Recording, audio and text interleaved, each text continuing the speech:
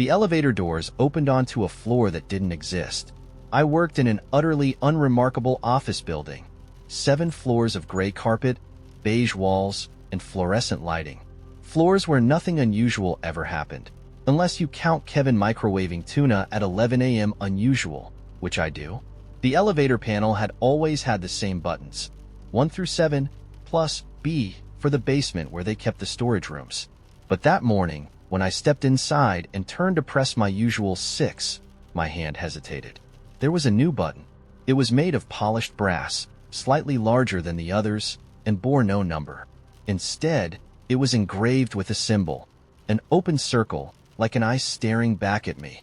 I glanced over my shoulder, expecting someone to explain the joke, but the elevator was empty. I jabbed at 6, but my finger hovered, almost drawn to the strange new button. I told myself not to do it. I told myself there was a perfectly reasonable explanation for its presence. Renovations, a prank, a maintenance test. But my hand moved on its own, and before I knew it, I'd pressed the eye. The elevator gave a lurch. Not the smooth, controlled glide I was used to, but a sudden, mechanical jolt, as if it had shrugged off all sense of protocol. The panel blinked. The fluorescent light above me flickered, and the soft hum of the elevator's motor went silent. Then, with a sound like a deep breath being drawn in, the elevator began to descend. Only, it wasn't descending to any floor I'd ever been to. The number display above the doors went dark, and the air changed. It felt heavier, thicker, as though gravity itself had tightened its grip on the space.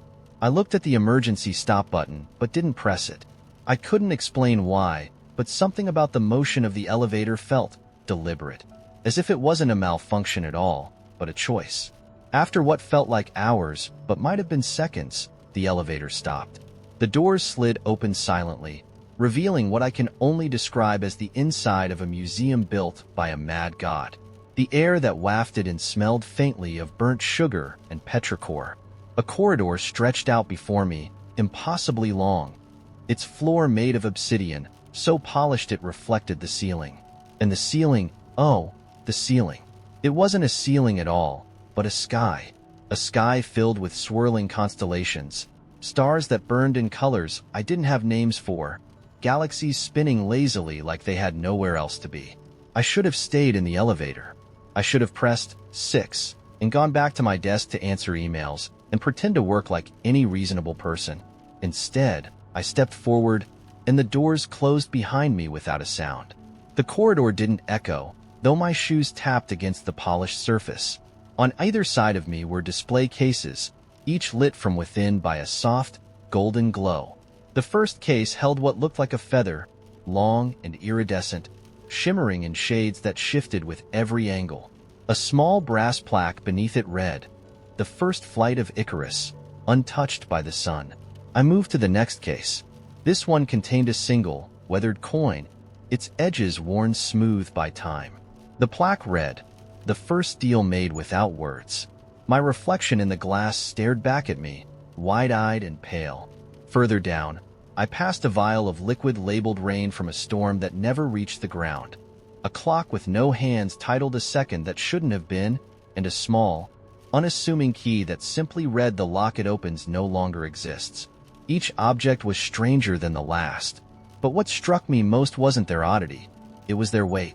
Not their physical weight, but the sense that each one carried a story too vast to comprehend, too tangled in time and consequence to ever fully unravel. They weren't just artifacts. They were moments, suspended and preserved. Eventually, I reached the end of the corridor, where a single pedestal stood under a spotlight. On it sat an empty display case. The plaque beneath it read, "For the keeper of choices yet to be made." As I stared at the empty space, I became aware of a presence behind me. I didn't turn around immediately. Somehow, I already knew they were there, just as I knew they had been watching me the entire time. When I finally turned, I found myself face to face with someone, or something, I can barely describe. Their form shifted, flickering between shapes as though they couldn't decide what to be. One moment, they looked like a tall man in a tailored suit, their face featureless and smooth as porcelain. The next, They were a woman with hair that flowed like ink in water, her eyes reflecting the constellations above. Then they were neither, their outline dissolving into a suggestion of a person, a silhouette filled with swirling galaxies. "You're early," they said, their voice layered, like several people speaking in unison. It wasn't accusatory, just amused. My mouth went dry. I pressed the button. "Yes, you did," they said, their ever-shifting form tilting its head. "Not many do. Most ignore it, pretend it doesn't exist. But you," they gestured vaguely toward me. "You couldn't resist. Curious little thing, aren't you?" I opened my mouth to respond, but they raised a hand, or what might have been a hand, to stop me. No need to explain. Curiosity is the only reason anyone ever finds their way here. Where is here? I managed to ask, my voice barely above a whisper. They smiled, or at least I think they did. "This is the archive of the unmade. Every choice not taken, every possibility left unexplored, every door unopened. They all end up here, cataloged and preserved." They gestured toward the cases lining the corridor. "This is what might have been, what could have been, the paths not walked." I stared at them, my mind racing. And why am I here? Their gaze, or the feeling of it, fell on the empty case behind me. Because every keeper has a choice to make, even you. The weight of their words settled on me like a physical thing. I turned back to the empty case, the plaque gleaming softly in the golden light. For the keeper of choices, yet to be made. What happens if I make the wrong choice? I asked, my voice trembling. Their laughter was soft, almost kind. There are no wrong choices, only the ones you do and don't make. I looked at the case one last time, the vastness of its emptiness stretching out before me like the horizon of an unknown sea. When I turned back to ask another question, they were gone. The elevator doors waited behind me, open and inviting. My office was just 6 floors away, but my reflection in the polished floor didn't seem ready to leave. If you walked into a place like that, what choice would you make? Would you leave? Or would you stay to see the paths you'll never take? The day the colors went silent, I was sitting on a bus, watching the world blur past through the scratched window. It wasn't immediate. It wasn't the kind of thing you'd notice right away, like a shout or a fire alarm. It crept in, like dusk, slow and subtle, until suddenly you realized you couldn't see the sun anymore. At first, I thought the glass was just dirty. The reds of the traffic lights seemed muted, the green of the trees along the roadside washed out. Even the sky, which had been an endless cobalt blue that morning, looked like a pale imitation of itself. But then I got off the bus, and the air felt wrong. Not cold, not heavy, just blank. I stepped onto the sidewalk and looked around. Everything was still there. The buildings, the people, the cars crawling through traffic. But it was as if someone had taken the world and turned the saturation down to almost nothing. The colors were there, technically, but they felt empty, like a song you can't hear but can only read the sheet music for. I pulled out my phone, thinking it might just be my imagination. The screen was normal, bright and vivid. The photos I'd taken the day before bursting with color.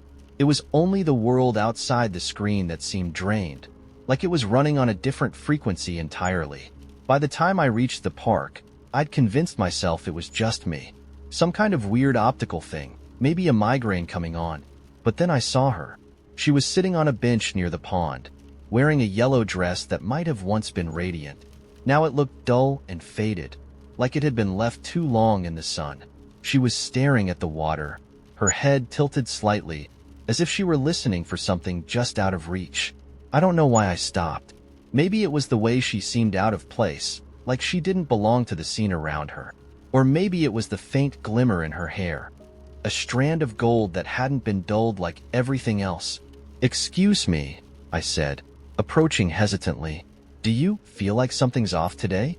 She turned to me, and her eyes caught me off guard.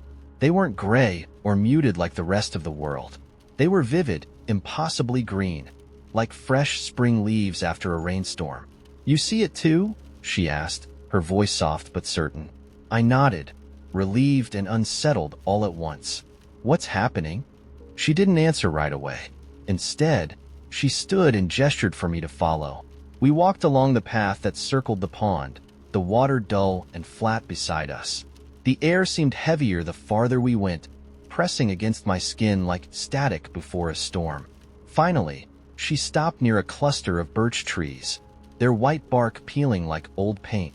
"Do you hear it?" she asked. I frowned. "Hear what?" She tilted her head again, her hair catching the light in that strange, golden way. "That's the problem. You can't."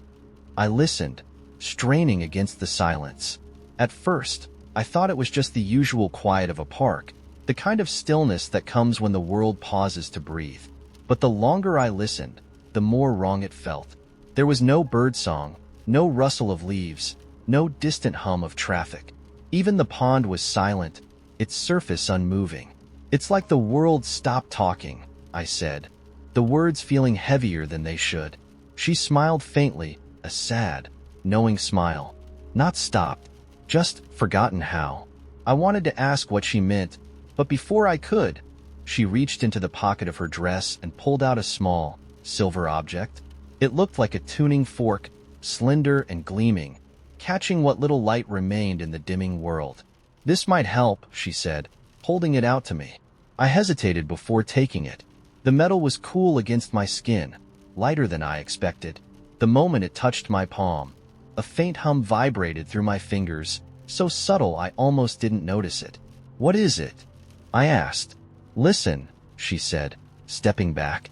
I held the fork up to my ear, and the hum grew louder, richer, like the faint echo of a symphony played in another room. It was beautiful, haunting, and completely unlike anything I'd ever heard before. As the sound filled my head, the world around me seemed to shift. The gray-green trees flickered, their leaves momentarily flashing with brilliant emerald. The pond rippled, catching slivers of light that weren't there a moment ago. Even the sky seemed to take a breath, a faint blush of pink bleeding into the horizon. But it was fleeting, and as the hum faded, the colors dulled again, the world settling back into its muted stillness. "What was that?" I asked, my voice trembling. "Memory," she said simply. "The world is forgetting itself. Colors, sounds, life, it's all slipping away, piece by piece. The tuning fork helps, but only for a moment." I stared at her, struggling to process what she was saying. Why is this happening? How do we stop it? She looked away, her expression unreadable. "I don't know. Maybe it's time unraveling. Maybe it's the weight of everything we've ignored for too long. All I know is, once it's gone, it doesn't come back." Her words hung in the air, heavy and final. I wanted to argue, to demand answers, but something about the look in her eyes stopped me. "Keep the fork," she said, turning to leave. "Wait," I called after her. "What am I supposed to do with it?"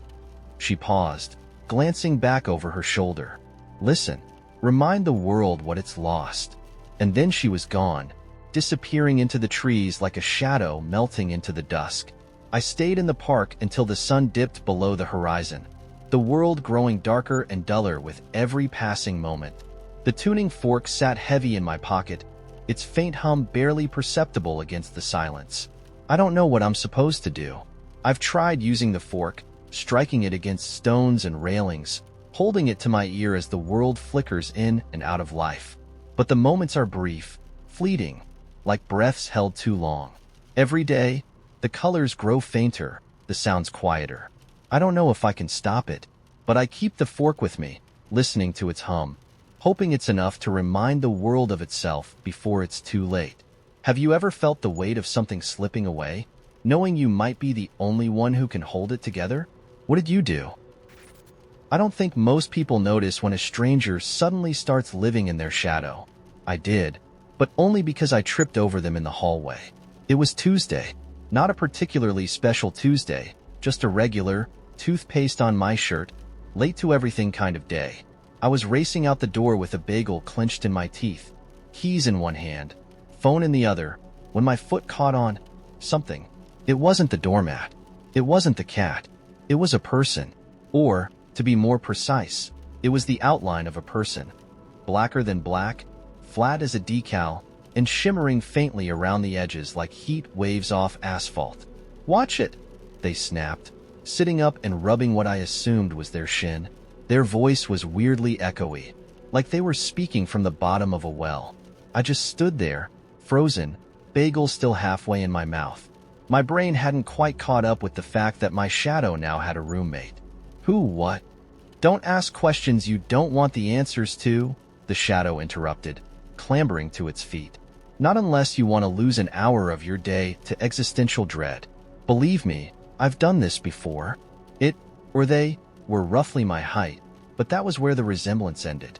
They didn't move like me. Their limbs stretched and bent in ways that made my joints ache just watching. And their face was a blank void, except for two glowing eyes that flickered like candle flames. "What are you?" I managed to ask, dropping my keys in the process. They sighed. It was a heavy, world-weary sound, like they'd been through this routine more times than they cared to count. "I'm your shadow," they said simply, like this was the most obvious thing in the world. "No, you're not," I shot back. "My shadow doesn't trip me, or talk, or whatever this is." "Your old shadow's on vacation," they said, waving a hand dismissively. "I'm the temp." That was the moment I realized my life had taken a hard left turn into absurdity. "A temp?" I repeated, deadpan.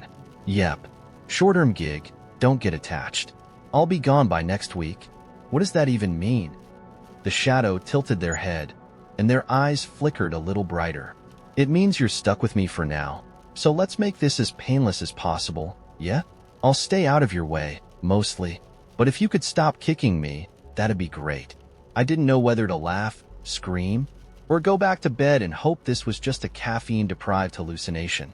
Instead, I did what any reasonable person would do. I ignored it. Big mistake. For the rest of the day, the shadow followed me everywhere. Not behind me, where shadows are supposed to be, but alongside me, occasionally wandering ahead to inspect things or hanging back to sulk. It perched on the edge of my desk during work, throwing silent judgment at my emails. It slid into the bathroom with me, muttering, "Don't mind me," like that made it any less awkward. At one point, it rifled through my fridge and made a low, disappointed noise when it found my stash of instant ramen. "You live like this?" it asked, holding up a single, shriveled lemon I hadn't even known was in there. "Can you not?" I hissed, glancing toward the window to make sure no one could see this thing shadowing me. "Relax, no one else can see me," it said, tossing the lemon back into the fridge like a deflated basketball. "You're the only one lucky enough to enjoy my company." "Lucky is not the word I'd use," I muttered, slamming the fridge shut. The shadow stretched lazily across the tile, its limbs elongating unnaturally. "You'll warm up to me," it said, not sounding particularly concerned either way. By the end of the day, my patience was hanging by a thread. The shadow had taken to narrating my every move in a tone that could only be described as snarky yoga instructor. "Ah, yes, another cup of coffee. Fuel for your increasingly questionable life choices." Bold move, ignoring that pile of laundry for the fourth day in a row. Truly inspiring. "Oh, look, he's opening Instagram again. Fascinating. Do you have to comment on everything?" I snapped, nearly spilling coffee on my lap. "Only when it's entertaining," the shadow said with a shrug. I glared at it, but it just stared back with those flickering eyes, unbothered. The real breaking point came that night, when I climbed into bed and turned off the lights. For a blessed moment, the room was silent, and I thought, finally, peace. Then the shadow spoke. "Do you ever think about how nothing you do really matters in the grand cosmic scheme of things?" I sat up so fast I nearly hit my head on the headboard. "Are you seriously trying to give me an existential crisis at," I squinted at the clock, 11:47 p.m.? "Just making conversation," it said innocently, its eyes glowing faintly in the dark. "You seemed lonely." "I'm not lonely. You're talking to me, aren't you?"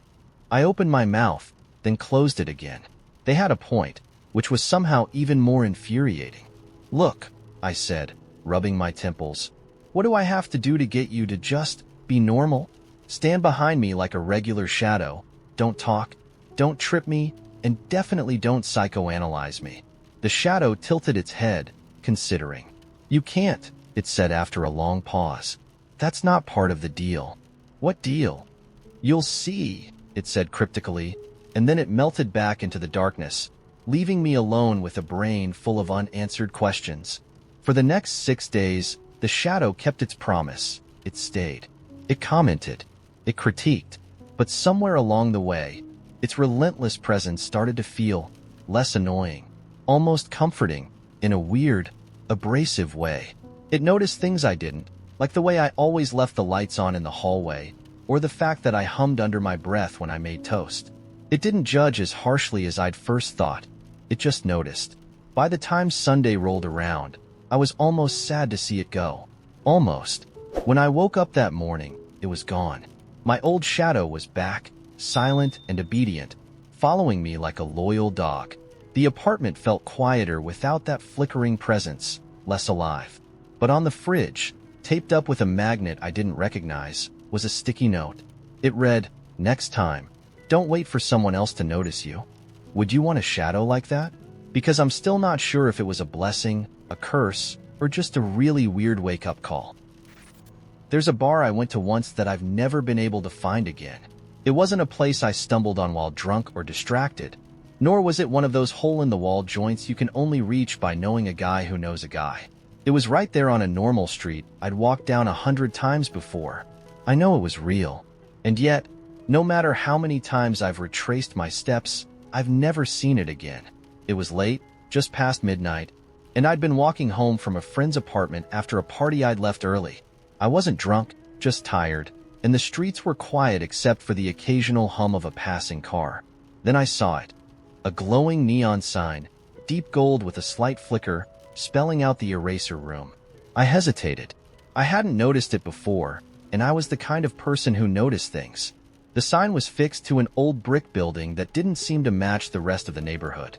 Its windows were dark, the kind you couldn't see through, and the wooden door looked worn but sturdy, as if it had been around longer than the street itself. Something about the place felt out of place, but I was curious. It was late, and I wasn't ready to go home yet, so I pushed the door open and stepped inside. The first thing I noticed was the smell, wood smoke and something faintly metallic, like the scent of rain on pavement. The bar wasn't crowded, but it wasn't empty either. There were maybe a dozen people scattered across mismatched tables and booths, most of them hunched over drinks or deep in quiet conversation. The lighting was warm and dim, the kind of light that makes time feel slippery. Behind the bar stood a man polishing a glass, his head tilted in a way that made it impossible to see his face. I sat down at the bar, unsure what to expect. The man behind the counter didn't look up, but he spoke, his voice low and steady. "You're not here by accident." I blinked. "What?" He turned to me then, and I realized his eyes weren't normal. They were black, not like a trick of light or deep brown mistaken for black, but truly black, glossy and endless. I should have been afraid, but I wasn't. Something about his presence was oddly comforting, like being wrapped in a blanket after coming in from the cold. "What can I get you?" he asked. I hesitated. "A whiskey sour, I guess." He nodded, and as he turned to grab a bottle, I noticed something strange. The bottles on the shelves behind him weren't labeled. They were all different shapes and colors, filled with liquids in shades I'd never seen before. Deep indigos, shimmering silvers, liquids that seemed to glow faintly. He poured my drink from one of them. Even though the liquid inside looked nothing like whiskey, it was a shade of green that shifted as it moved, catching the light in a way that didn't make sense. I stared at the glass he placed in front of me, uncertain. "What is this?" "You ordered a whiskey sour," he said simply, as if that explained everything. I took a cautious sip. It tasted exactly like a whiskey sour. Better, even. It was rich and smooth, with a hint of something I couldn't quite place. I set the glass down, feeling an odd warmth spread through me. It wasn't the warmth of alcohol. It was something deeper, like a memory surfacing after years of being forgotten. The bartender tilted his head, studying me. "So," he said, "what do you want erased?" I froze. "What?" "This is the eraser room," he said, as if it were the most obvious thing in the world. People come here to leave things behind. I laughed nervously. I think you have the wrong idea. I'm just here for a drink. Everyone says that. He leaned against the counter, his strange, endless eyes fixed on mine. But no one walks in here unless they're carrying something they want to put down. I started to argue, but the words caught in my throat. He wasn't wrong.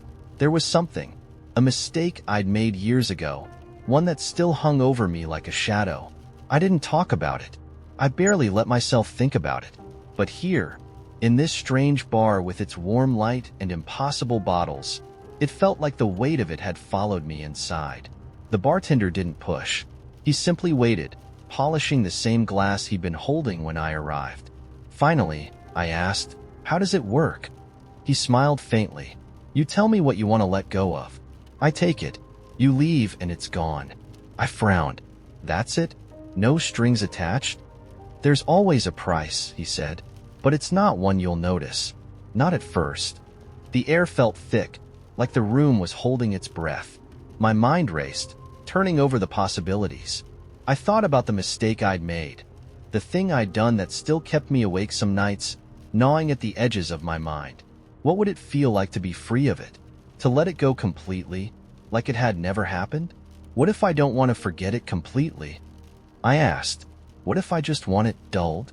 Softer?" He shrugged. "That's not how it works.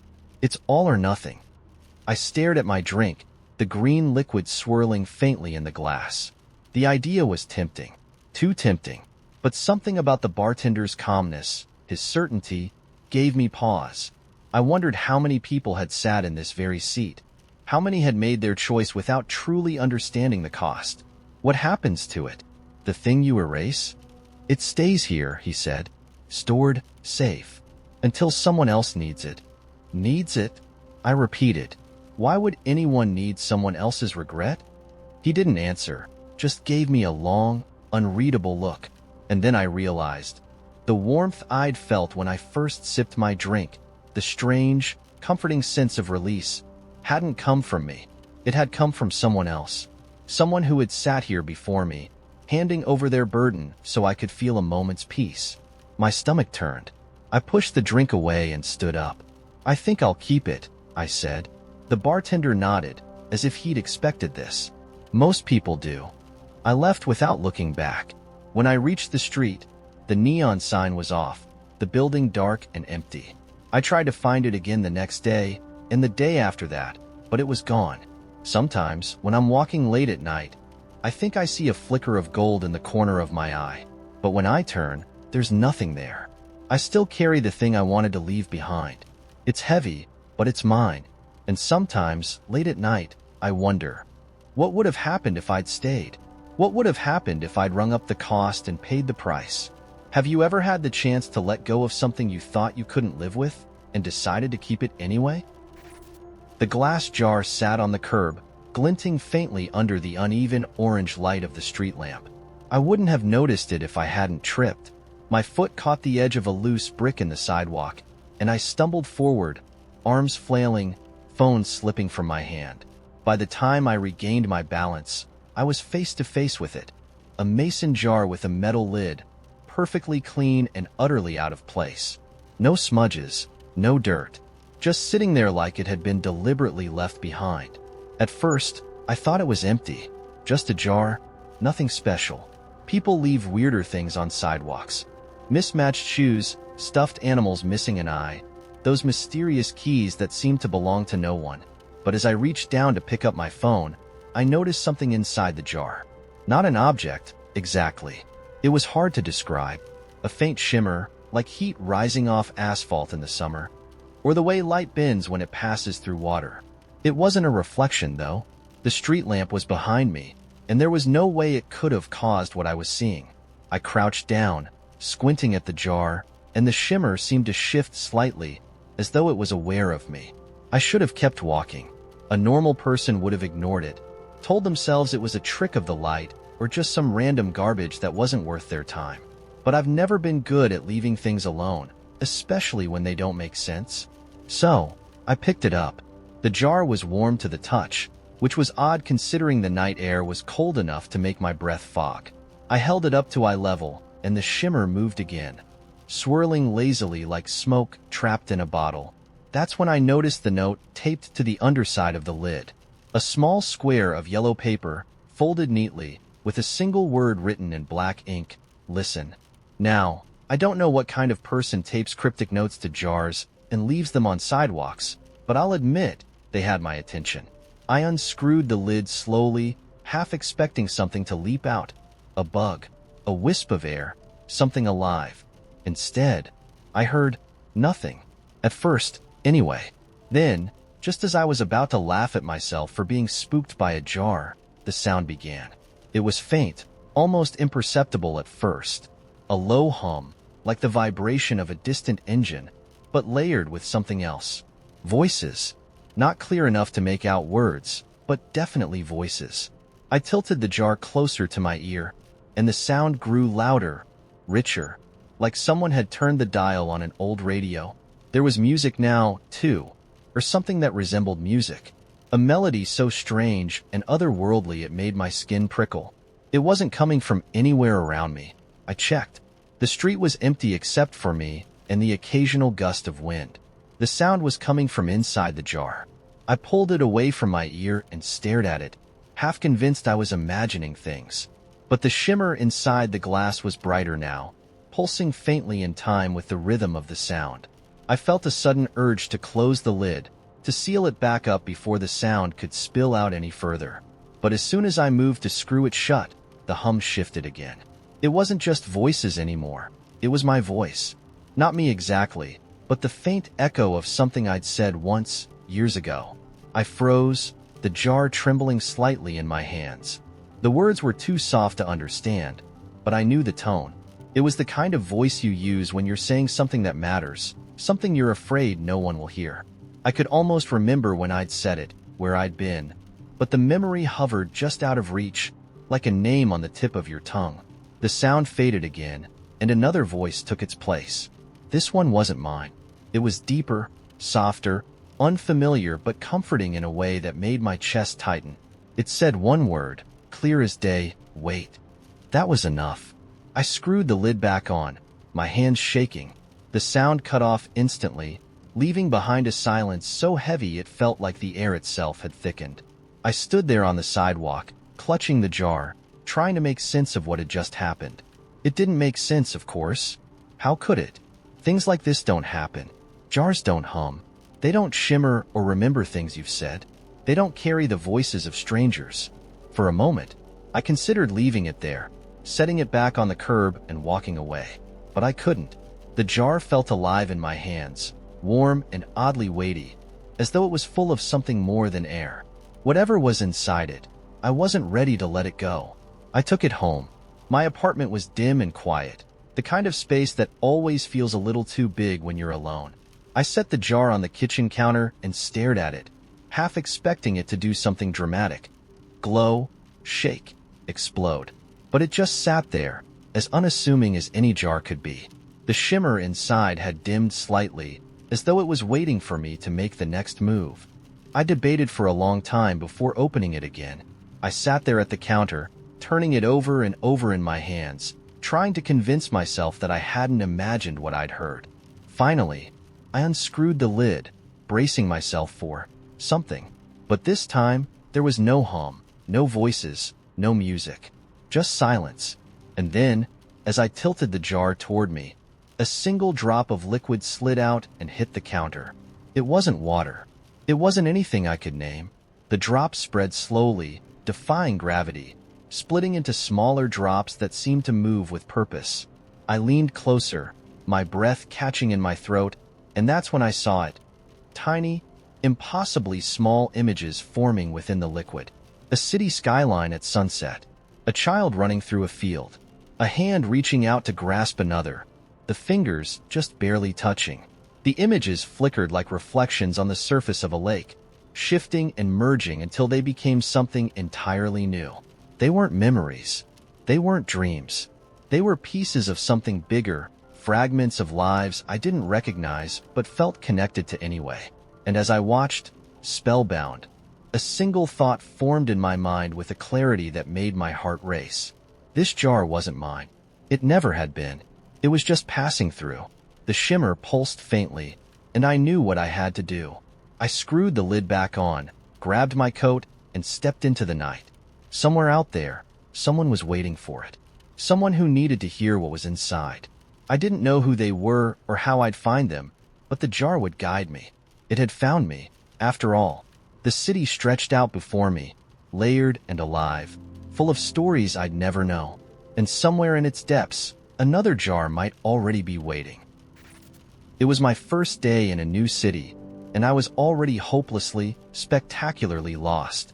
The kind of lost where your phone is dead, the streets all look the same, and every landmark you pass feels like a taunting déjà vu. It was late enough that the stores had gone dark, but early enough that the streets were still buzzing with people who had places to be. I was standing on the corner of an unfamiliar intersection, staring at a map I'd picked up at the train station like some kind of tourist cliché, when I heard someone say, "You're holding that upside down, you know?" I looked up to see a guy on a bike, one foot planted on the ground to keep himself steady. He was wearing a denim jacket with patches sewn onto it, the kind of patches that didn't say anything specific but made you feel like he'd been places you hadn't. His hair was messy in a way that looked accidental but probably wasn't, and his face carried the kind of tired curiosity you only get from spending too much time in the city. He wasn't smiling, but there was something about his expression that felt like a smirk waiting to happen. "Thanks," I said, flipping the map around. "I think that fixes approximately 0% of my problem." He leaned forward on the handlebars, tilting his head as he glanced at the map. "Where are you trying to go?" "Fell Street. Or maybe Bell Street. Something that rhymes with hell, because that's where I feel like I am right now." He laughed at that, a low, easy laugh, and it caught me off guard. It was the kind of laugh that made you want to say something funny again just to hear it. "Fell Street," he said. "That's about 5 blocks that way." He gestured vaguely behind him. "But you're going to want to cut through the park unless you feel like walking along the most aggressively boring stretch of road in the city." I must have looked skeptical, because he sighed and stepped off his bike. "Come on," he said. "I'll show you." I hesitated. Every instinct I had screamed at me not to follow some random guy in the middle of the night, but there was something disarming about him. He didn't feel threatening, just bemused, like he couldn't quite believe I'd made it this far without getting swallowed by the city. He walked his bike alongside me as we made our way to the park. It was one of those rare urban spaces that managed to feel alive even at night, with faint music drifting from somewhere in the distance and the occasional jogger passing by. "So," he said after a few minutes, "what brings you to our fine, overly complicated grid of chaos?" "Work," I said. "Or at least the promise of work. I'm starting at a design firm on Monday. Big move for a job." "What's the gig?" "Graphic design," I said. "Mostly marketing stuff, but I'm hoping to get into illustrating kids' books eventually. You know, if I can avoid dying of starvation first." He grinned at that, the smirk finally making its appearance. "You're not from here, are you? Was it the map that gave me away?" "No," he said, shaking his head. "It's the way you talk about starving like it's a romantic inevitability instead of a deeply unpleasant reality." Touché. We walked in silence for a bit after that, the city's sounds filling the gaps between our steps. I noticed he kept glancing at me, like he was trying to figure something out but wasn't sure how to ask. Finally, he said, "Do you always just go along with strange men who offer to help you?" I laughed. "No, but I figured you didn't look like the serial killer type." "Wow," he said, pretending to be offended. "You're just going to stereotype me like that? Maybe I'm breaking the mold." "Well, if you are," I said, "you're doing a terrible job of it. Serial killers don't usually wear patches that say things like punk forever." He looked down at his jacket and shrugged. "Fair point."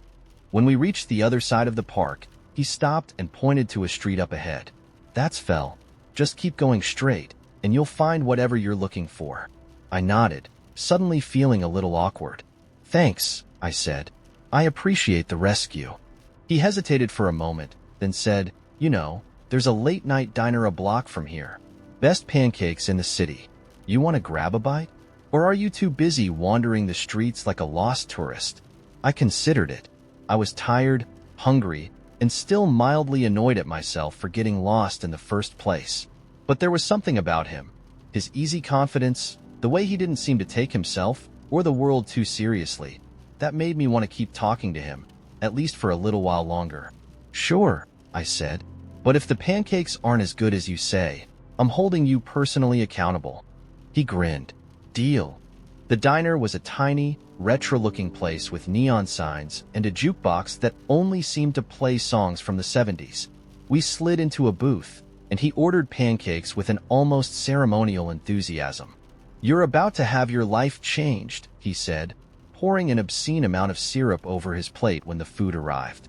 The pancakes were, annoyingly, as good as he'd promised. We stayed there for hours, talking about everything from the worst jobs we'd ever had. He'd once worked at a hat shop and been fired for lack of enthusiasm about fedoras, to the most ridiculous things we believed as kids. I told him about how I used to think that the moon followed me everywhere, and he confessed he once thought elevators were powered by invisible men pulling ropes. By the time we left, the sky was starting to lighten, the first hint of dawn creeping over the horizon. He walked me the rest of the way to my apartment, his bike rolling alongside us like a silent chaperone. When we reached my door, he leaned on the handlebars and said, "Well, good luck with the design thing, and the starving artist thing, and the whole getting used to the city thing." "Thanks," I said. "Good luck with whatever it is you do." He grinned. "I'm a musician, or at least, I like to pretend I am. You should come to one of my shows sometime." "Maybe I will," I said, though we both knew I didn't have his name or number, and he hadn't asked for mine.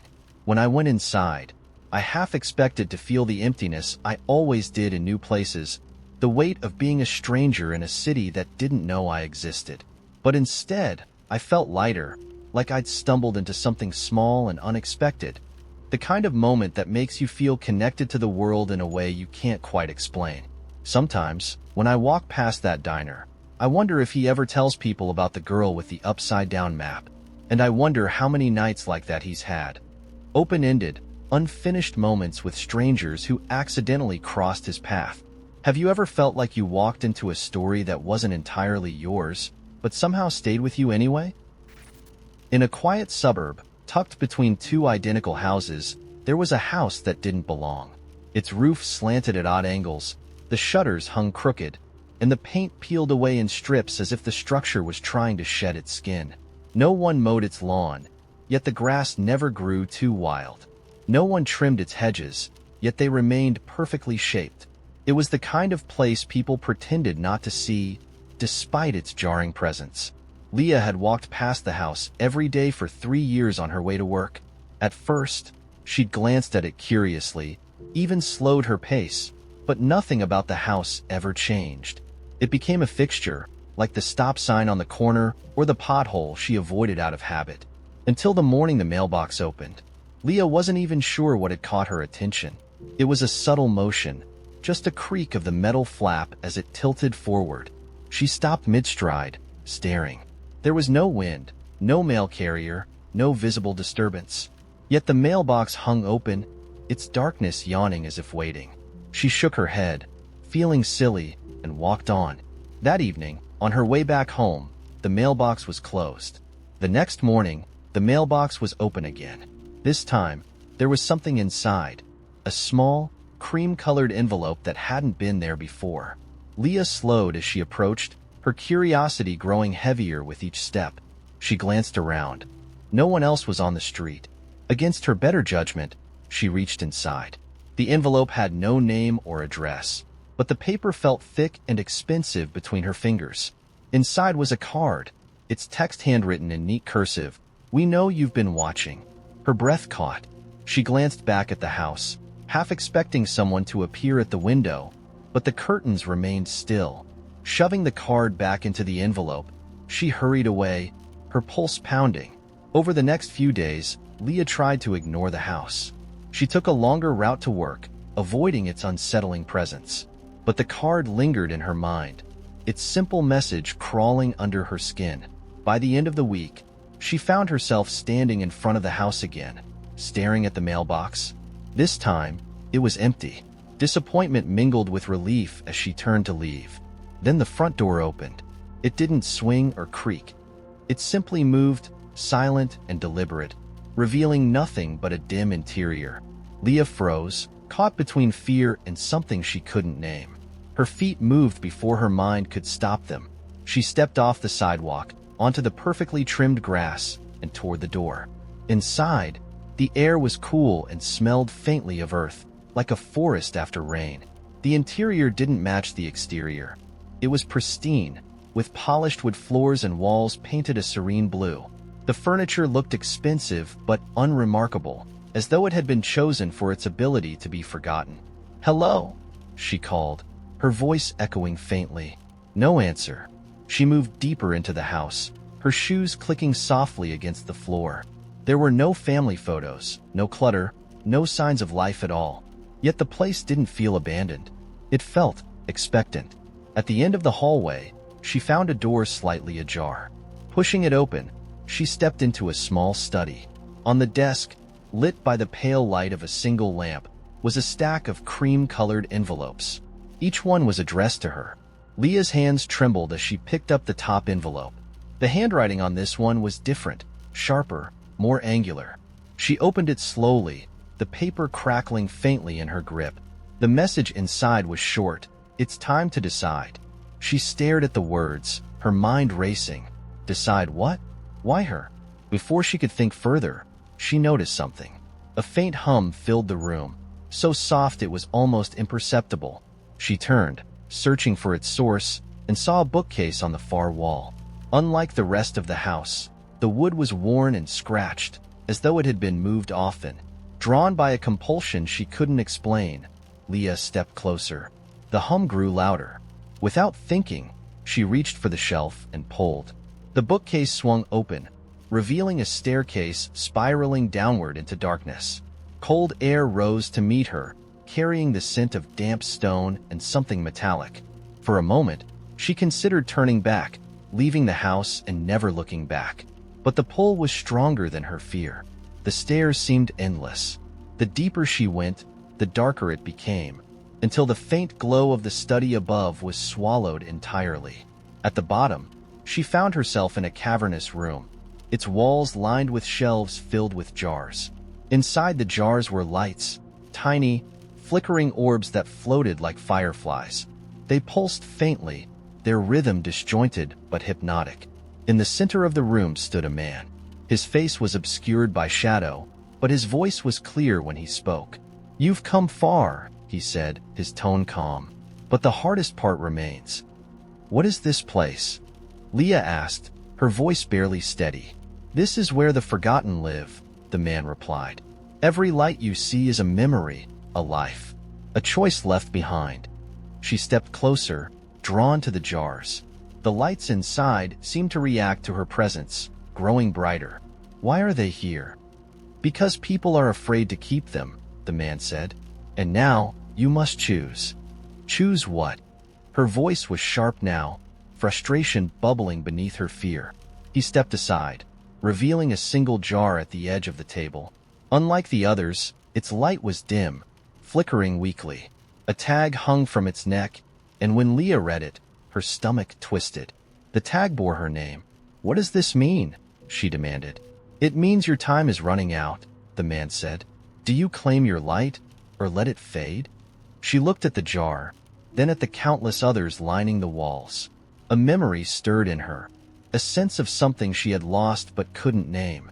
Her chest ached with the weight of it, a longing she hadn't realized she carried. Without fully understanding why, Leah reached for the jar. The light flared, blindingly bright, and the world around her dissolved. When she opened her eyes, she was standing on the sidewalk in front of the house. The door was closed, the mailbox empty, but something was different. The air felt sharper, the colors around her more vivid. For the first time in years, Leah felt truly awake. And in her pocket, warm against her skin, the jar pulsed softly.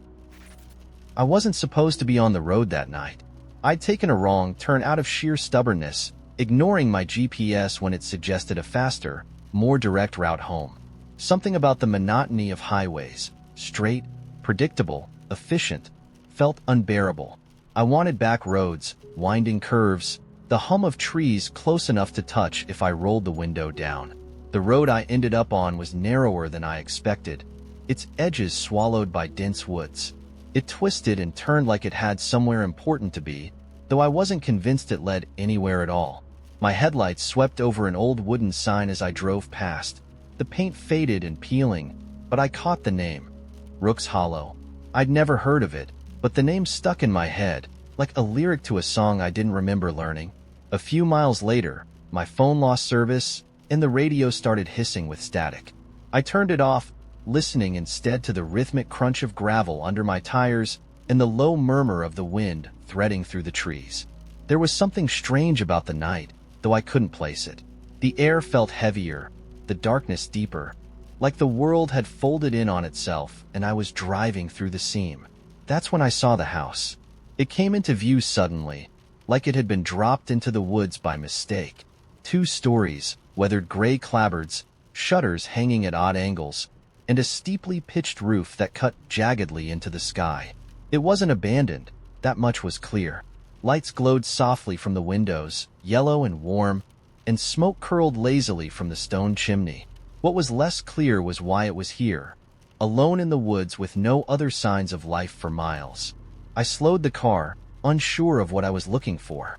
As I passed, I noticed a mailbox at the end of the driveway, tilted slightly to one side. The flag was up. I drove on for a few minutes, expecting to reach the town the sign had promised. But there was nothing. Just more trees, more road, more silence. Eventually, I turned around, figuring I must have missed something. When I passed the house again, the flag on the mailbox was down. My stomach tightened, but I told myself I must have imagined it. Or maybe someone had come and gone in the time it took me to drive a few miles down the road. That was reasonable, right? People lived out here, even if it seemed remote. I almost kept driving. Almost. But something about the house, its quiet defiance, its impossible existence in the middle of nowhere, pulled at me. Before I could think better of it, I pulled into the driveway. The gravel crunched under my tires as I came to a stop. I turned the engine off but left the keys in the ignition, just in case. The house loomed in front of me, its windows glowing faintly like eyes half open in the dark. I didn't plan to go inside. I told myself I just wanted a closer look, to confirm that someone really lived here and I wasn't losing my mind. As I stepped out of the car, I noticed something strange. The air was still. No wind, no rustling leaves, no distant hum of crickets or frogs. It was as if the world had paused to watch what I was about to do. The porch creaked under my weight as I climbed the steps.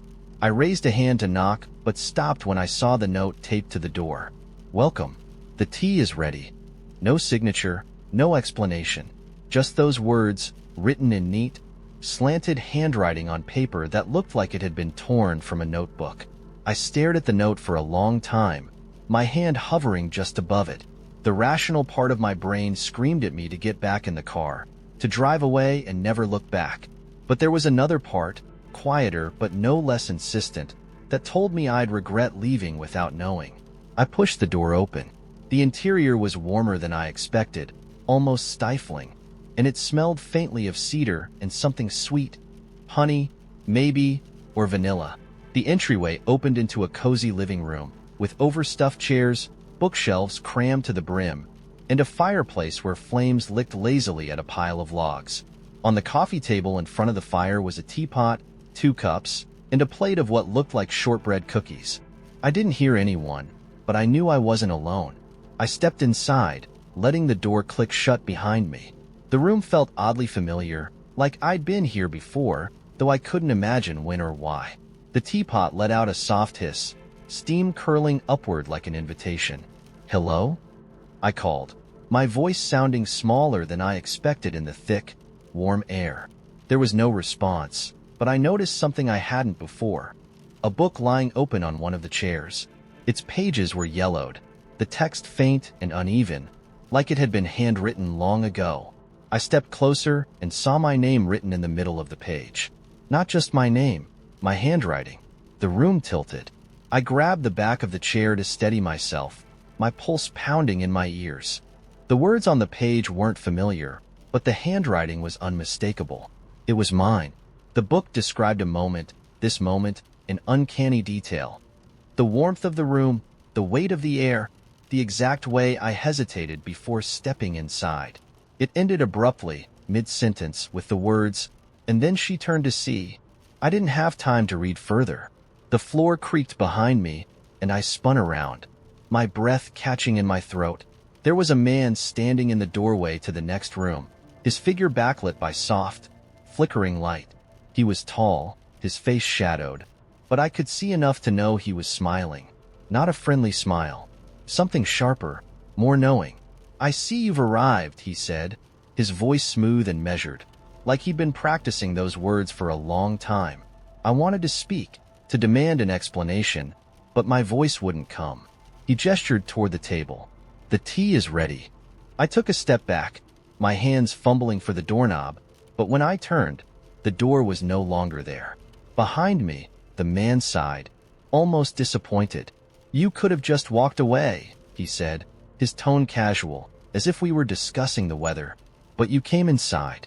That means the story is yours now." The room seemed to close in around me, the warmth turning stifling, the smell of cedar and sweetness thickening in my throat. The last thing I saw before the world went black was the book, its pages flipping wildly as if caught in a wind that wasn't there. And then I was somewhere else entirely. Have you ever walked through a door and known, deep down, that you could never go back? There's a door in the alley behind my building that wasn't there yesterday.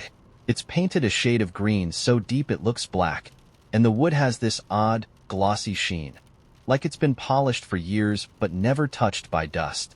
No sign, no handle, just a knocker shaped like a lion's head, its mouth gripping a brass ring. Now, I've lived in this building for 3 years, and I know that alley like the back of my hand. It's the shortcut to the corner store, the place where my neighbor insists on smoking his herbal supplements, and where old takeout boxes go to die.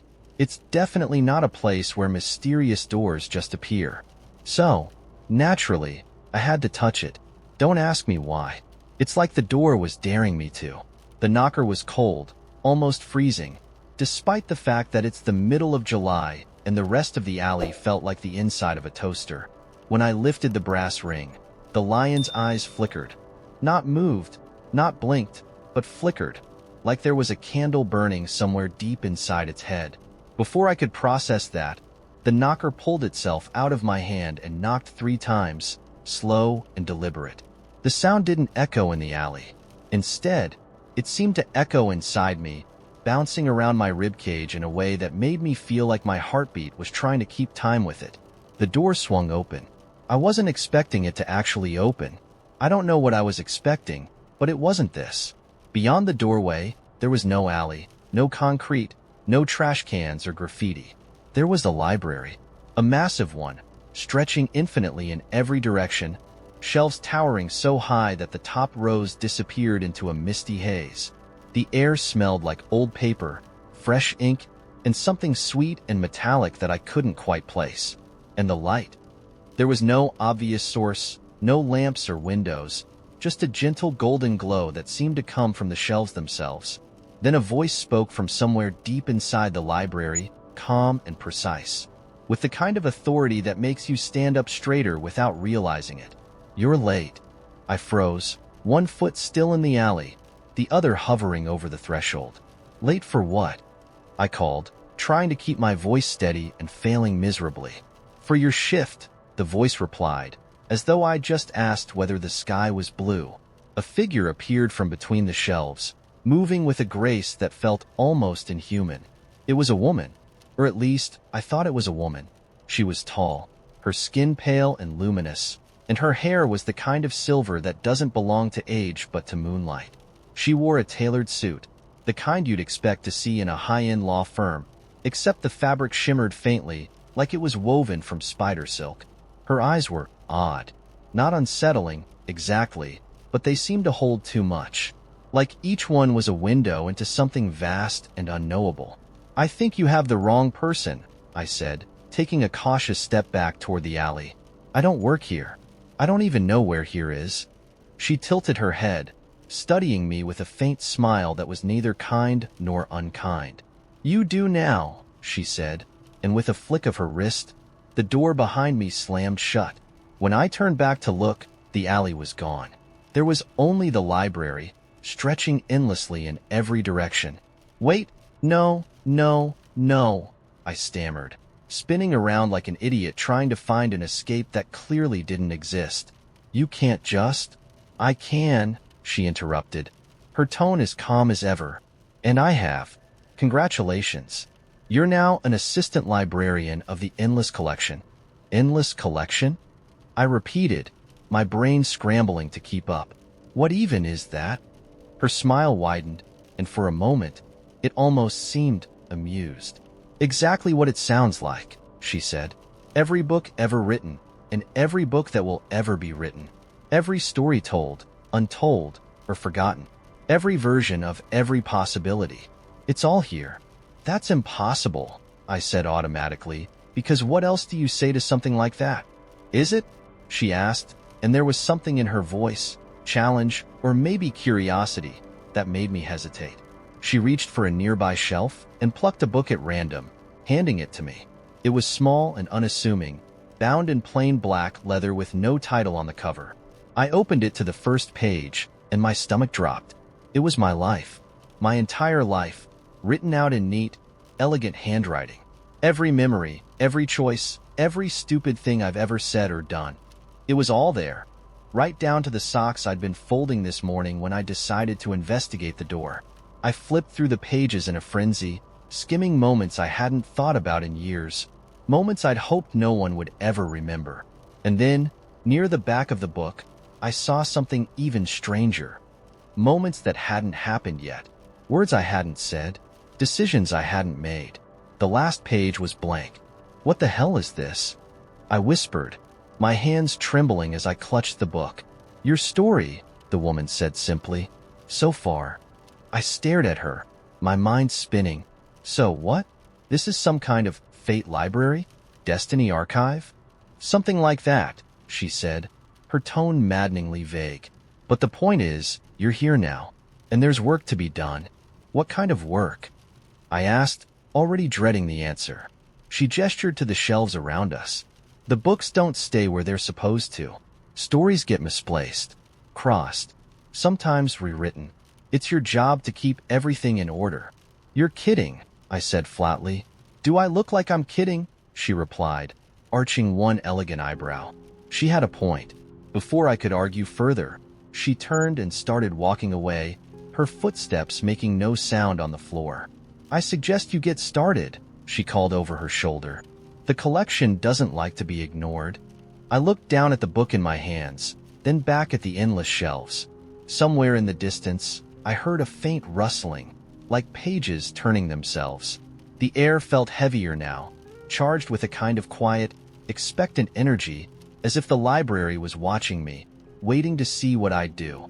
So I took a deep breath, picked a direction, and started walking. What else could I do? I have this habit, this quiet, ridiculous habit, of borrowing traits from people I have a crush on. Not on purpose, not in a creepy way, but if I like someone, and they do something in a certain way, or like a particular thing, my brain will quietly say, "We do this now. This is who we are." It's not even about impressing them. Half the time, they'll never know. It's more like my infatuation spills over, and I can't help but let pieces of them stick to me. It's like falling for someone rewires part of my identity, like they're leaving fingerprints on my soul. The first time I noticed it was back in college. There was this girl named Lydia who sat next to me in art history. She was one of those effortlessly interesting people, the kind who doodled spiraling flowers in the margins of her notebook and smelled faintly of sandalwood. I liked her the way you like a song the first time you hear it, immediately, uncontrollably. Lydia always brought green tea to class in this dinted silver thermos.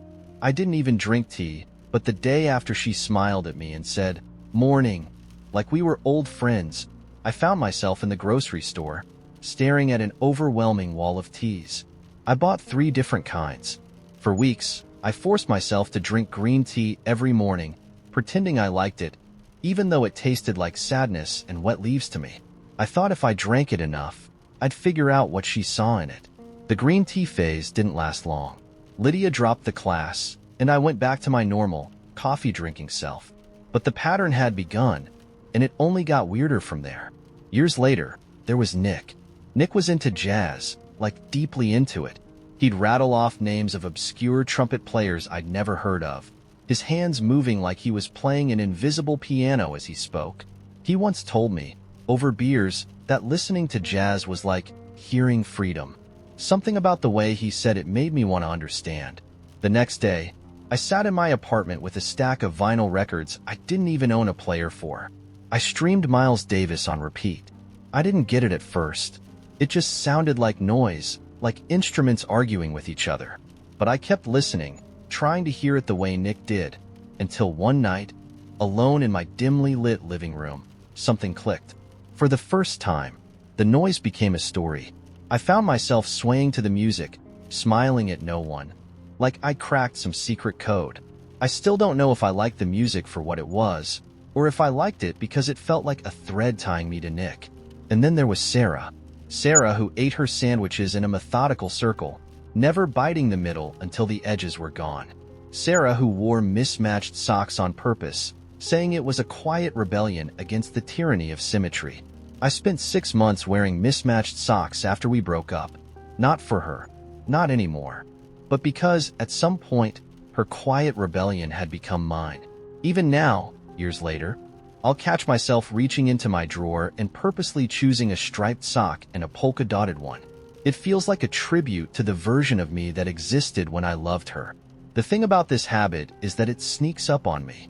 I never consciously think, I'm going to start doing this because they do. It just happens, like osmosis, like their energy transfers into me without permission. Recently, I've been catching myself humming this weird, lilting tune under my breath. It's not a song. It's just something. A melody I hum when I'm cooking, or folding laundry, or walking to the store. I couldn't figure out where it came from until I realized it's the same way Jacob hums when he's lost in thought. Jacob, the guy I've been sort of seeing, who fidgets with his rings when he's nervous and makes scrambled eggs like he's performing a science experiment. I hadn't even noticed him doing it, but apparently my subconscious did, and now it's mine. I wonder, sometimes, if this is just how I fall for people. Like I'm not just attracted to them, but to the details of their existence, to their habits, their preferences, their quirks. I absorb the parts of them I can't touch, the fragments of who they are, until I'm carrying little pieces of them with me wherever I go. It's not that I lose myself in the process, at least, I don't think I do. It's more like, I expand. I take their favorite things and hold them up to the light, turning them over in my hands to see if they might fit into my life, too. Sometimes they do. Sometimes they don't. But either way, the act of trying feels like its own kind of intimacy, like I'm building a bridge between my world and theirs. Of course, this habit isn't always smooth sailing. There was one time it went completely off the rails. I was crushing hard on this guy, Ethan, who was into urban exploration.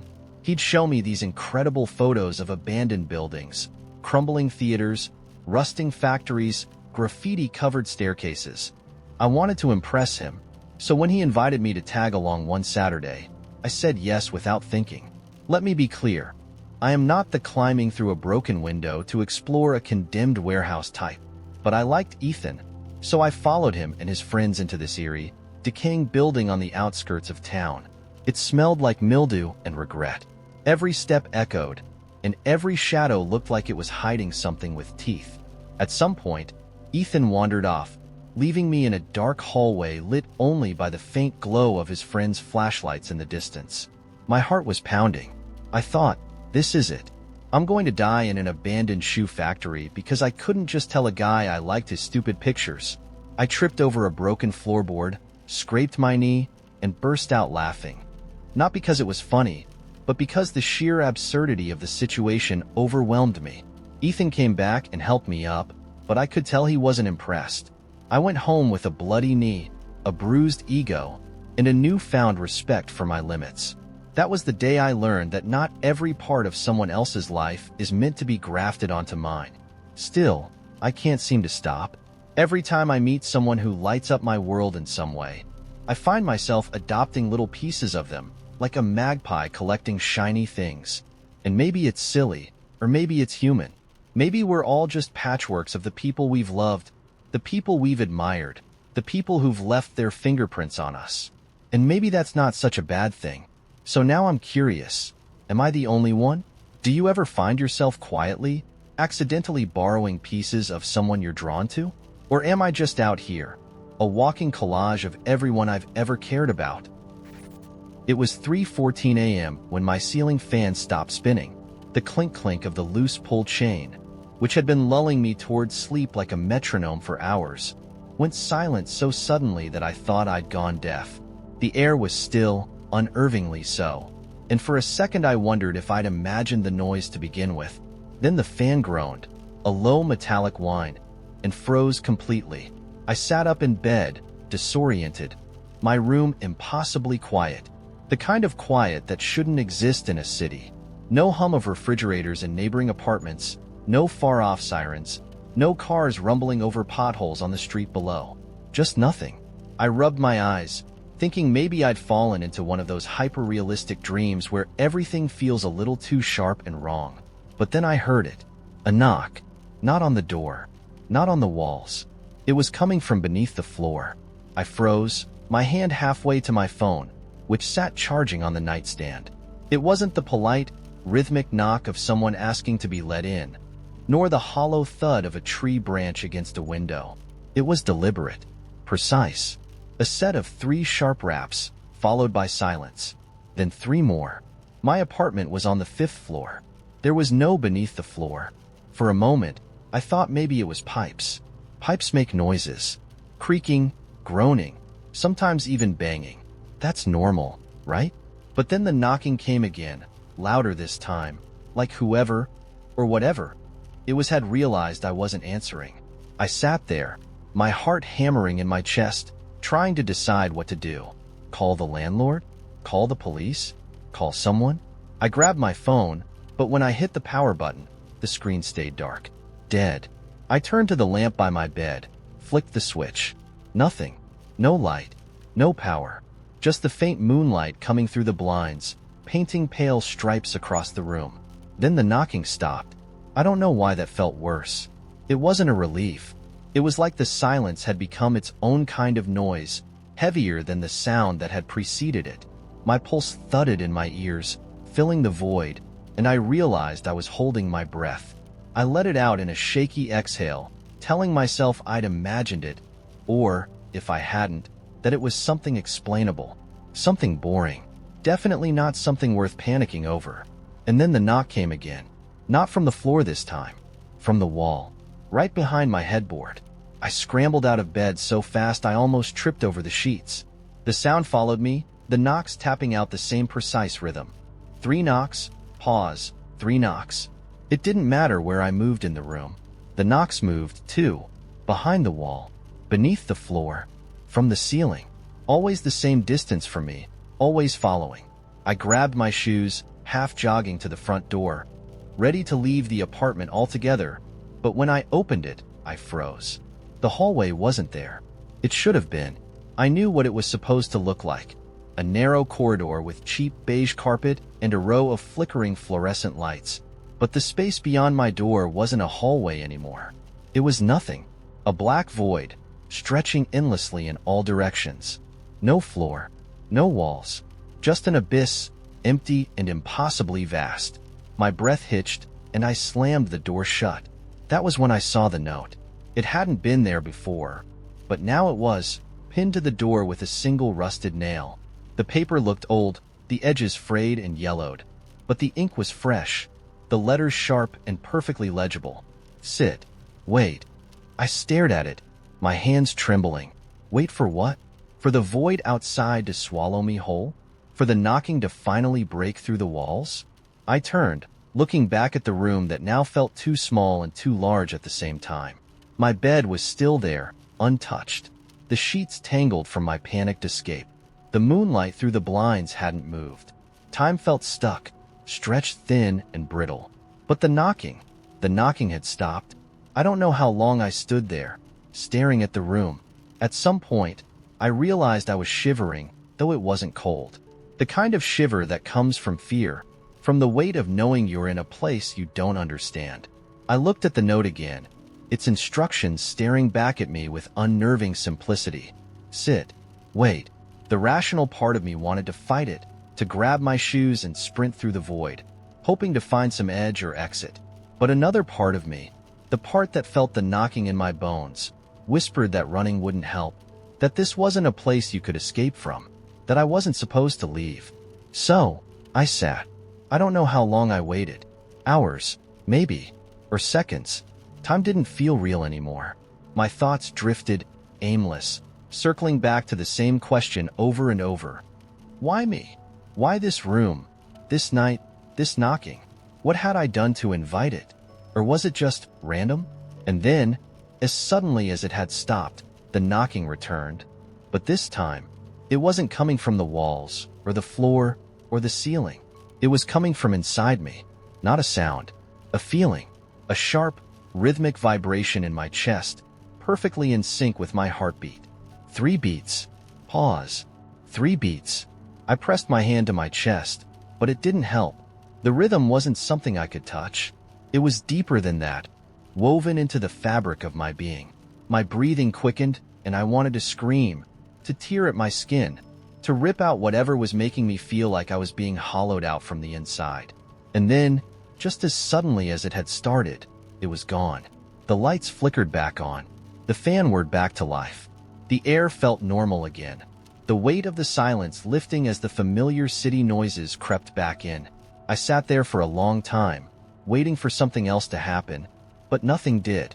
Everything was as it had been before. Ordinary. But I know it wasn't a dream. The note is still there, nailed to the back of my door. I haven't touched it. I don't want to. Sometimes, late at night, when the room is quiet and the fan hums softly above me, I feel the faintest knock in my chest. 3 beats. Pause. 3 beats. And I wonder, what happens if I don't sit and wait next time? What happens if I open the door again? The wind tore through the desolate plains, carrying with it the scent of rain that never seemed to fall. Beneath a bruised sky, a lone figure walked, her boots crunching against the dry earth. Cora had been traveling for days, though the concept of distance had started to blur. The horizon stretched endlessly, punctuated only by the occasional jagged silhouette of an abandoned structure or the skeletal remains of long-dead trees. There was nothing out here but the road and the whispers. The whispers had begun 3 nights ago. They came just after sunset, weaving through the stillness like threads of sound too faint to grasp. At first, Cora thought they were a trick of the wind, but as they grew louder, they became impossible to ignore. They didn't come from behind her or ahead.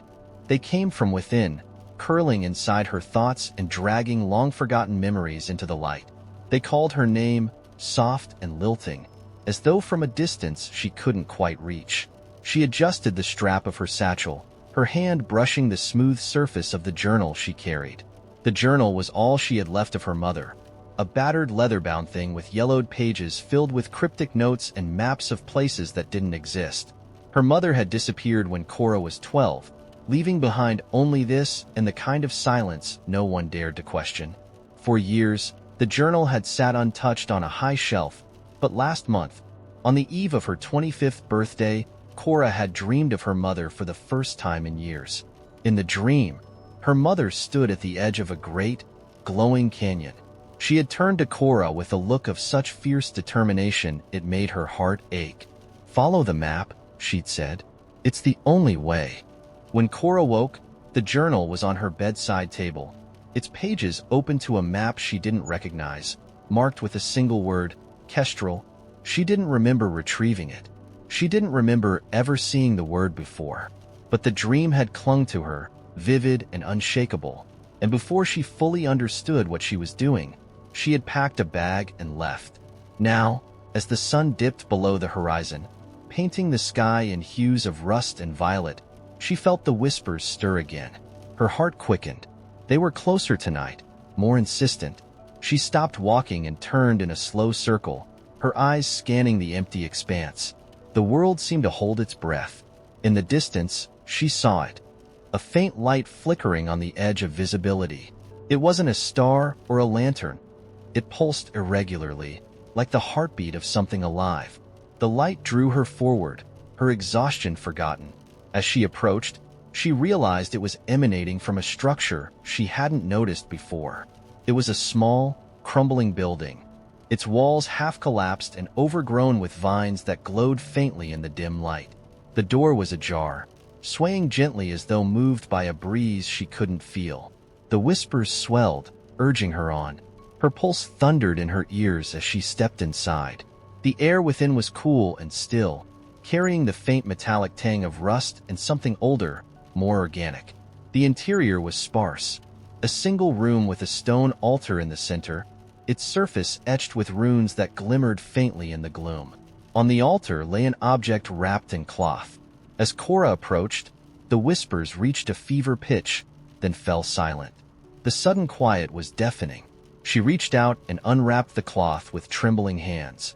Beneath it was a small, silver key, its surface intricately engraved with patterns that seemed to shift when she looked away. Her breath caught in her throat. The key was warm to the touch, and as her fingers closed around it, the world tilted. She stumbled, clutching the edge of the altar for support, as a wave of vertigo swept over her. When the sensation passed, she was no longer alone. A figure stood across the room, cloaked in shadows that moved like liquid. Its form was humanoid but wrong in subtle ways. Too tall, too still, too silent. It had no face, only a smooth expanse where its features should have been. But its presence was undeniable, filling the space like a storm. "You've come far," it said, its voice low and resonant, echoing inside her skull. "But do you understand what you've found?" Cora's grip tightened on the key. "No," she said, her voice steadier than she expected. "But I think you do." The figure tilted its head, as though considering her. "The key is not an answer. It's an opening, a possibility, but it demands a cost." "What cost?" she asked, though she wasn't sure she wanted to know. "Everything," it replied simply. Cora's heart pounded. She thought of her mother, of the years of silence and unanswered questions. "My mother. She left this map. She wanted me to find this. Why?" The figure stepped closer, and the air grew colder. "She sought the same thing you do, truth. But truth is not a gift. It is a burden. It is pain." "I don't care," Cora said, the words spilling out before she could think better of them. "I just want to know." The figure reached out a hand, long and thin, its fingers tipped with sharp points. "Then unlock the door and step through. But once you cross, you cannot return."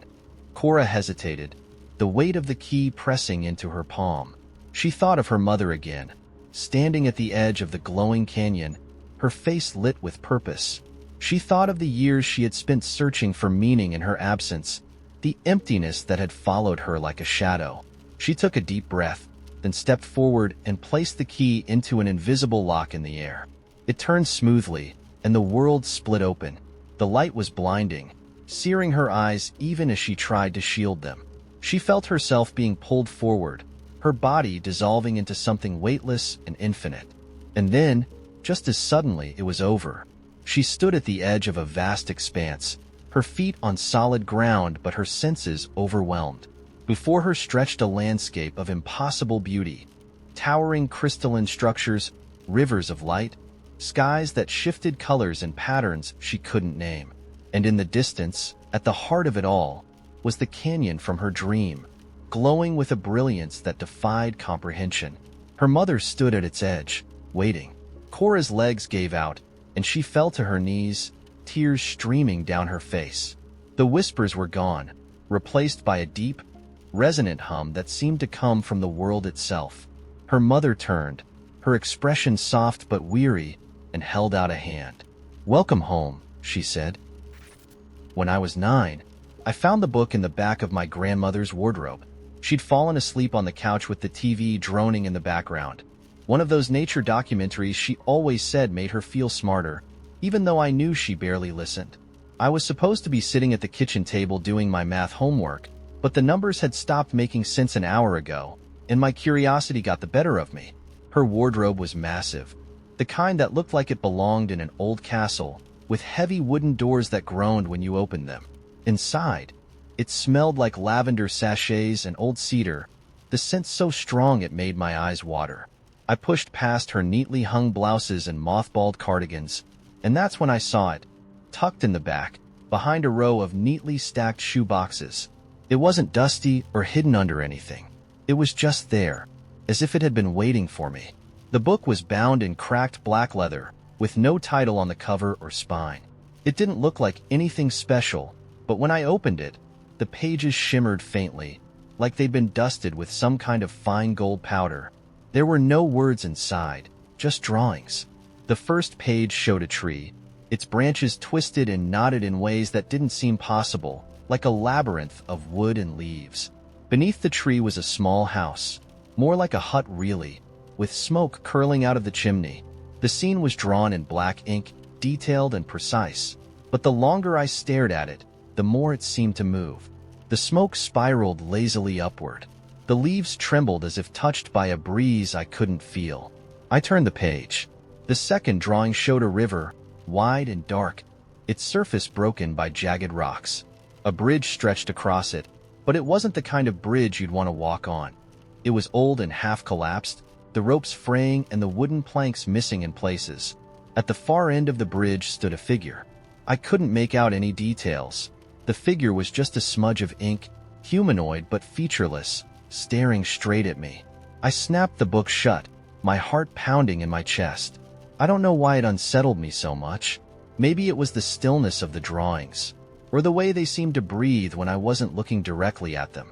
I shoved the book back into its spot, shut the wardrobe, and bolted out of the room. I didn't tell my grandmother about the book. I didn't tell anyone, but I couldn't stop thinking about it. For weeks, I avoided her wardrobe, but at night, I dreamed about the tree and the river and the smudge of a figure waiting at the edge of the bridge.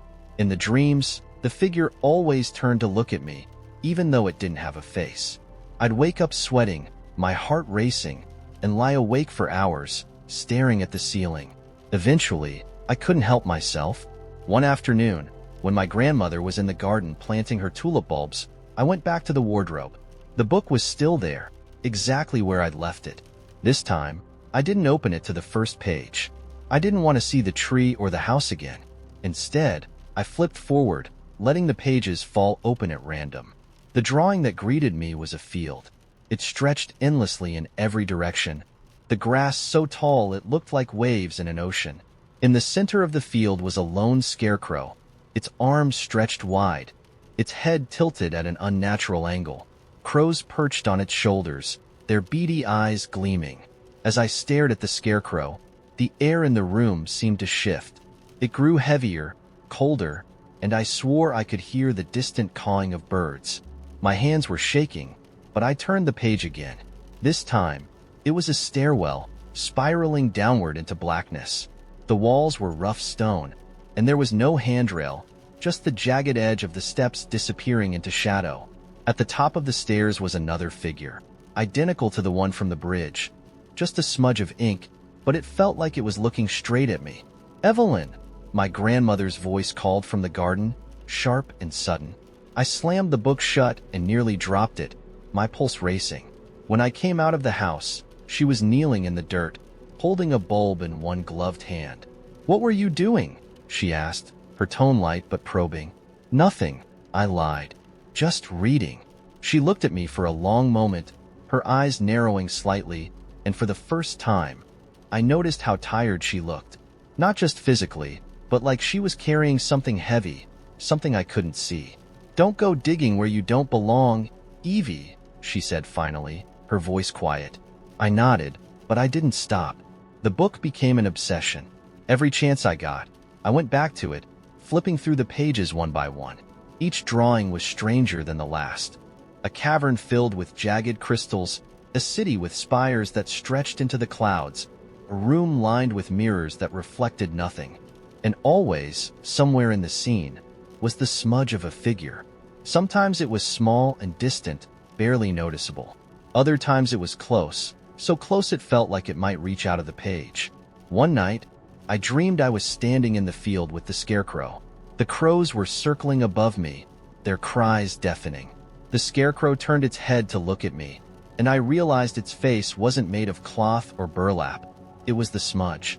The same faceless, featureless smear of ink staring at me. When I woke up, the book was on my nightstand. I don't know how it got there. I hadn't taken it from the wardrobe, and my grandmother never entered my room. But there it was, the black leather cover gleaming faintly in the moonlight. This time, I didn't hesitate. I opened it to the last page. There was no drawing on this one. No tree, no river, no scarecrow or city or stairs. Just a single sentence, written in looping, elegant handwriting. You have been seen.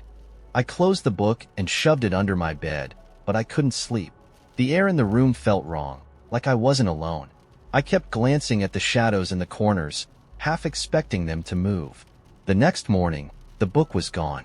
I searched everywhere. Under the bed, in the wardrobe, even in the garden.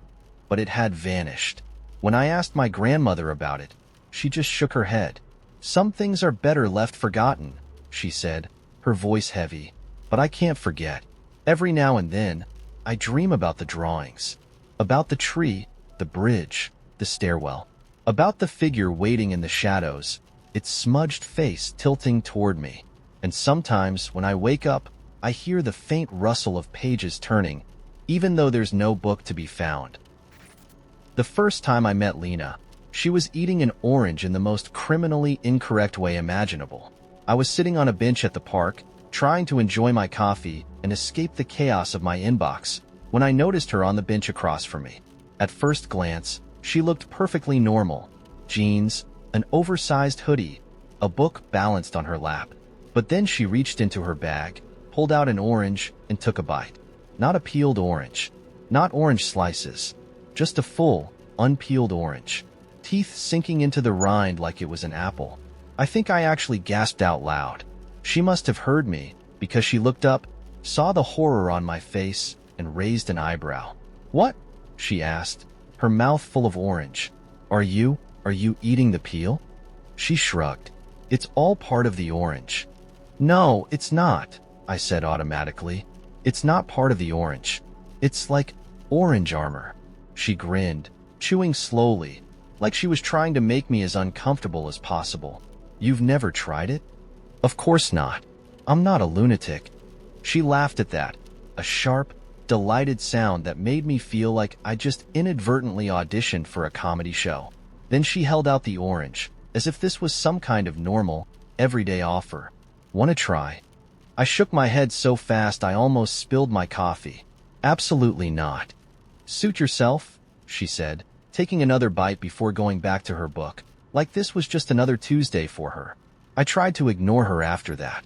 I really did. But every time I glanced up, there she was, alternating between reading and committing crimes against fruit. It was like watching a car crash, horrifying, but impossible to look away. When she finally finished, she stood, brushed her hands on her jeans, and walked past me. Just as she passed my bench, she stopped, looked me dead in the eye, and said, "You don't know what you're missing." Then she was gone, leaving me with nothing but my coffee and a deep sense of existential discomfort. The second time I saw her was 2 weeks later, at the same park. This time, she wasn't eating an orange, thank God, but she was sitting in a tree. Not under a tree. In a tree, perched on a branch like a particularly smug crow, with a sketchbook balanced on her knees. I almost didn't recognize her, but then she looked down, spotted me, and grinned like we were old friends. "Hey, orange guy." I blinked. "Orange guy? You know, from the other day. The one who judged me for my culinary innovation." "Culinary innovation? You bit into an orange like it was a softball." "Exactly. Innovation." I stared up at her, unsure whether to argue or walk away. Before I could decide, she swung her legs over the branch and hopped down, landing in front of me with a little more grace than I expected. She was holding the sketchbook, and for a moment, I thought she might show it to me. But instead, she just tucked it under her arm and said, "What brings you back to the land of judgment and citrus?" "I live nearby," I said. "I come here to, relax." "Cool. So do I. Except I relax by climbing trees and defying the norms of polite fruit consumption." I wasn't sure how to respond to that, so I just said, "Good for you." She laughed again, that same sharp, delighted sound that somehow felt like a punchline and a punch at the same time. "You're funny," she said. "I like that." And just like that, Lena was in my life. She started showing up at the park more and more, always in the same tree, always with her sketchbook. Sometimes she'd climb down and sit next to me, talking a mile a minute about whatever was on her mind. Why penguins should get to vote, how clouds probably have secret grudges against airplanes, whether or not trees have opinions about the people who climb them. She was so unlike anyone I'd ever met. Loud, chaotic, and completely unapologetic about it. She didn't just march to the beat of her own drum. She built the drum herself, out of materials no sane person would use, and then played it in the middle of a library just to see what would happen. One afternoon, I finally asked, "What do you draw in that thing, anyway?" She grinned and opened the sketchbook, flipping through pages of wild, colorful drawings. There were animals with extra eyes, landscapes with upside-down mountains, and people with impossibly long arms doing impossibly weird things, like juggling tiny planets or holding hands with trees. "It's like surrealism on steroids," I said, genuinely impressed. "Thanks," she said, closing the book. "It's just stuff I see in my head." "What does that say about your head?" "That it's a fun place to be," she replied, completely serious. Over time, I started to look forward to my park visits in a way I hadn't before. They weren't just an escape from work anymore. They were a chance to see what Lena would say or do next. Once, she showed up with a handful of paper airplanes and declared it the first annual competitive plane tossing league. She made me compete, and even though all my planes nosedived immediately, she insisted I'd won the Most Enthusiastic Crash Award. She even drew a tiny trophy in her sketchbook to commemorate it.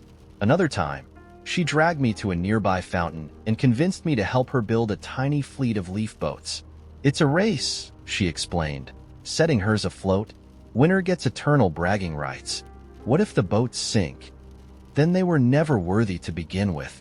Mine sank immediately. Hers floated about 3 feet before capsizing. She called it a draw. It wasn't long before I realized I was kind of waiting for her, hoping she'd show up, hoping she'd pull me into another bizarre adventure.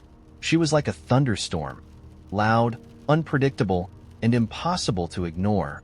But instead of dreading her arrival, I found myself wishing for it. One evening, as the sun dipped low and turned the park golden, I asked her why she came here so often. "To watch," she said simply. "Watch what?" "Everything. People, birds, clouds, the way the light hits the leaves when the wind blows. It's all kind of amazing, don't you think?" I looked at her, at the way her eyes lit up like she was seeing the world for the first time, and I realized something. She wasn't just watching. She was absorbing. She was soaking up all the little details most people overlooked and turning them into something extraordinary. Now, months later, I can't imagine my life without Lena. She's still as wild and chaotic as ever, still eating oranges in ways that should be illegal, still filling her sketchbook with impossibilities. But somehow, she's also become the most grounded part of my world. Have you ever met someone who made the ordinary feel like magic? Because that's what Lena does, every single day. I was in the attic, digging through a box I hadn't touched since I moved in 5 years ago. It wasn't something I'd planned on doing that day. I'd gone up there to find my winter boots, but somewhere between stepping over a forgotten yoga mat and ducking under a cobweb, I spotted the box. It was unmarked, sitting lopsided in the corner, and it had that sagging look cardboard gets when it's tired of existing. I don't even remember bringing it up there, which was exactly why I opened it. That's how boredom works, I guess. You'll ignore a perfectly good task for the thrill of something irrelevant. Inside, I found junk. Not the sentimental kind of junk that makes you nostalgic, but the kind that makes you question your past self's decision-making skills. An old phone charger for a phone I didn't own anymore. A stack of receipts for things I couldn't remember buying. A single glove, just one. The sort of items that make you wonder if you're a low-level hoarder and don't know it yet. But under all of that, tucked at the bottom, was a book. Not just any book. It was the book. The one I'd forgotten about for years, but recognized the instant I saw it. It was a small hardcover, bound in dark blue cloth, the edges worn to the point of fraying. No title, No author. Just a blank spine and a faint smell of dust. I'd picked it up at a flea market years ago, back when I had a habit of buying weird things just because they felt mysterious. I'd flipped through it once, back then, and been disappointed to find the pages were blank. 100 or so empty sheets of paper, yellowed and brittle, like the whole thing was just some fancy journal someone had abandoned. After that, I'd tossed it in the box and forgotten about it. Until now, holding it again, I felt a strange pull, the kind of curiosity that made me sit right there on the attic floor, cross-legged and surrounded by forgotten junk, and flip through the pages. They were still blank, as I'd remembered. But the further I went, the more it felt like something was off. The pages weren't all the same. Some were smooth, others slightly rough, like they came from different kinds of paper. And then there was the smell, a faint but growing scent of something metallic, like old pennies. I paused, leaning closer to sniff the book, which is a weird thing to admit, but I swear it didn't smell like that before. And then, just as I was about to close it, I saw the writing. Not in ink, but in faint indentations, like someone had pressed a pen hard into the paper without leaving any ink behind. The words were barely visible in the attic's dim light, but they were there. I squinted, angling the book toward the small window, and slowly, the shapes of the letters became clear. "Are you still here?" My stomach dropped. It wasn't fear, exactly. More like the jolt you get when someone says your name in a crowd and you weren't expecting it. I ran my fingers over the page, half expecting to feel the grooves of the letters, but the paper was smooth. Too smooth. I turned the page, suddenly desperate to see if there was more, but the rest of the book was blank again. I flipped through it twice, then 3 times, but that single sentence was the only mark. It didn't make sense. The words hadn't been there the first time I'd gone through it years ago. I was sure of that. Something about the whole thing made me uncomfortable, the way a creak in the floorboards makes you pause in an empty house. I shut the book and stuffed it back in the box, telling myself it was just some weird trick of light or an overactive imagination. But when I climbed down from the attic, I couldn't stop thinking about it. "Are you still here?" The question felt personal, like it wasn't meant for just anyone, like it was meant for me. That night, I left the book in the box and tried to go about my evening, but the words kept circling my mind. I wondered if I should have just thrown it out. I even pictured myself tossing it into the trash can, watching the lid close over it. But the idea made me uneasy in a way I couldn't explain. What if the book wasn't done with me? That's a ridiculous thought, I know, but once it crossed my mind, I couldn't shake it. Around midnight, I gave in. I climbed back up to the attic, retrieved the book, and brought it downstairs. I set it on the kitchen table, poured myself a glass of wine, and stared at it like it might move on its own. For a long time, nothing happened. It was just a book, an object, harmless. But then I opened it again. This time, the words were on a different page, near the middle. Same faint indentations, same eerie absence of ink. "Yes, you are." I slammed the book shut so fast that my wineglass rattled. My heart was pounding now, that cold, electric buzz of fear spreading through my chest. This wasn't possible. Books don't change on their own. They don't write back. I sat there for what felt like hours, staring at the closed cover, debating whether to open it again. Part of me wanted to burn it, to destroy whatever weirdness I'd unleashed, but another part of me, the bigger part, needed to know more. Eventually, I worked up the nerve. I flipped it open again, scanning the pages like a detective searching for a clue. More words had appeared, scattered across the blank sheets, like fragments of a conversation I wasn't sure I'd agreed to. "Why did you leave?" "I was waiting." "Do you remember me?" The sentences didn't make sense. They didn't connect. But the more I read, the more I felt like they were pulling something out of me. Like the words weren't just on the page. They were inside me, dragging up memories I couldn't quite place. Faces, voices, moments from a time that felt like it belonged to someone else. I didn't recognize them, but they felt familiar, like hearing a song from a dream you forgot the second you woke up. And then, on the very last page, was a single word, "Stay." I slammed the book shut again, my hands trembling. This wasn't just strange anymore. It was invasive. The book wasn't asking questions. It was telling me something. demanding something. I didn't know what it meant or why it felt so personal, but I couldn't shake the feeling that the book wasn't really a book. It was something else. Something alive. I didn't sleep that night. I couldn't. I left the book on the kitchen table and sat on the couch, staring at it from a distance like it might lunge at me if I looked away. By morning, I'd made up my mind. I couldn't keep it. Whatever it was, whoever it was meant for, it wasn't me. I drove out to the woods, the book wrapped in an old towel, and buried it under a pile of rocks at the base of a tree. I didn't want to burn it. That felt too dangerous, too final. I just wanted it gone. For a while, I thought that was the end of it.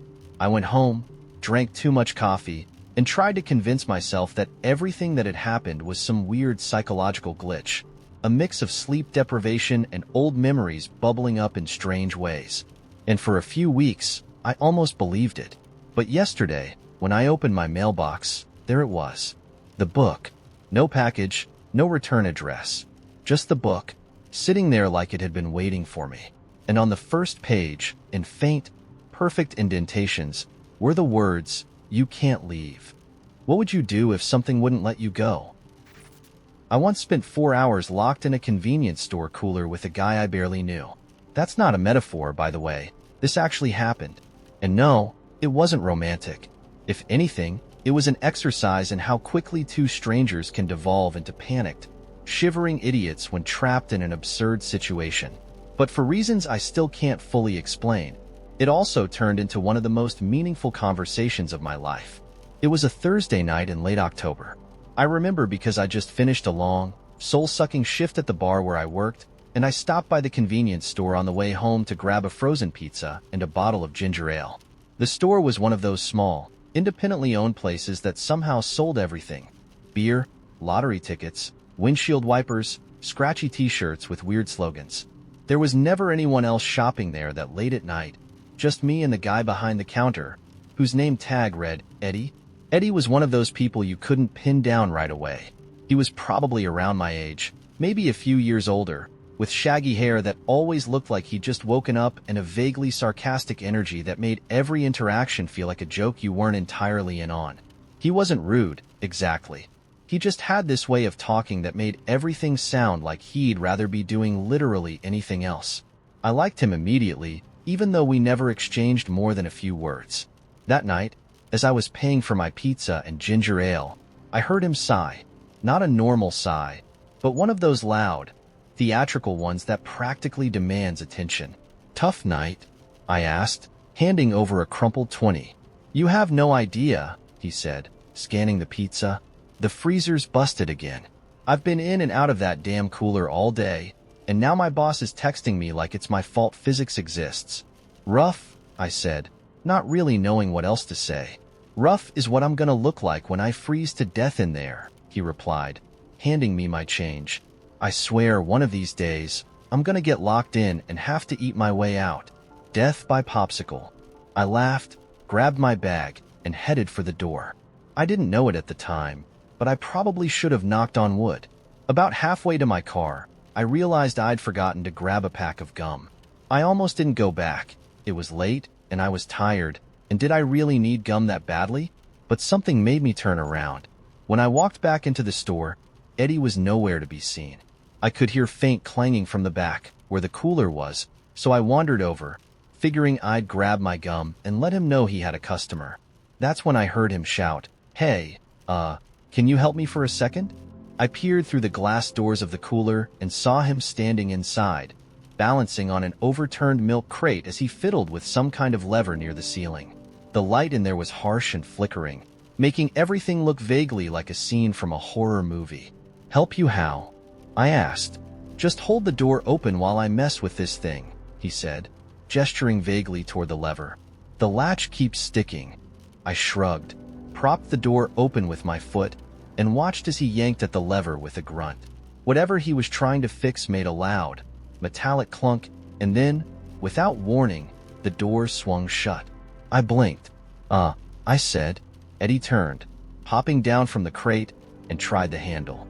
It didn't budge. He tried again, this time with both hands, and then let out a sound that was somewhere between a laugh and a groan. "Unbelievable," he muttered. "It's locked." I stared at him through the glass, half expecting him to start laughing and tell me it was a joke. He didn't. How locked? I asked. Locked as in, we're not getting out of here without a key, he said, pulling his phone from his pocket and waving it at me, which is in my boss's office, on the other side of the locked door. I opened my mouth to respond, but before I could, I heard a faint click. Eddie's expression froze. No, he said, slowly. Tell me you didn't. I glanced down. At some point, my foot had shifted off the door's threshold, letting it swing shut completely. I tried the handle, but it wouldn't budge. Great, Eddie said, his voice flat. Now you're locked in. Okay, but why does this door even lock from the outside? What kind of fire hazard? I've been asking that question for months, he said, pacing now. Trust me, it's not helpful. I pulled out my own phone, hoping to call for help, but of course, there was no signal. We were surrounded by industrial refrigerators on all sides, basically encased in a giant, metal Faraday cage. And that's how I ended up sitting on the floor of a convenience store cooler at 11:45 p.m., wrapped in Eddie's jacket while we waited for his boss to hopefully check his messages. At first, we didn't talk much. Eddie kept jiggling the handle, muttering under his breath, while I huddled next to a stack of beer crates, trying not to think about how cold it was. But after an hour of nothing but our own shivering, Eddie sighed and plopped down next to me. So, he said, what's your deal? My deal? Yeah. Like, why are you here at this exact moment, making the worst night of my life marginally more interesting? I laughed, more out of surprise than anything. I forgot gum. That's it? Yep, that's it. He shook his head, grinning. Damn, I thought it'd be something cooler. Like you were running from the cops or something. We fell into an easy rhythm after that. Talking was better than thinking about how numb my toes were, and Eddie turned out to be surprisingly easy to talk to. We swapped stories. He told me about the time he accidentally sold someone a lottery ticket that turned out to be a $10,000 winner, and I told him about the time I got locked in a public bathroom for 2 hours because the stall door broke. By the third hour, we'd moved on to deeper things. Hopes, regrets, the weird, existential fear of turning 30 and not knowing what you're doing with your life. You ever feel like you're waiting for something? He asked at one point, staring up at the ceiling. Like, you don't even know what it is, but you'll recognize it when it shows up? Yeah, I said, all the time. By the time his boss finally showed up and let us out, it was almost morning.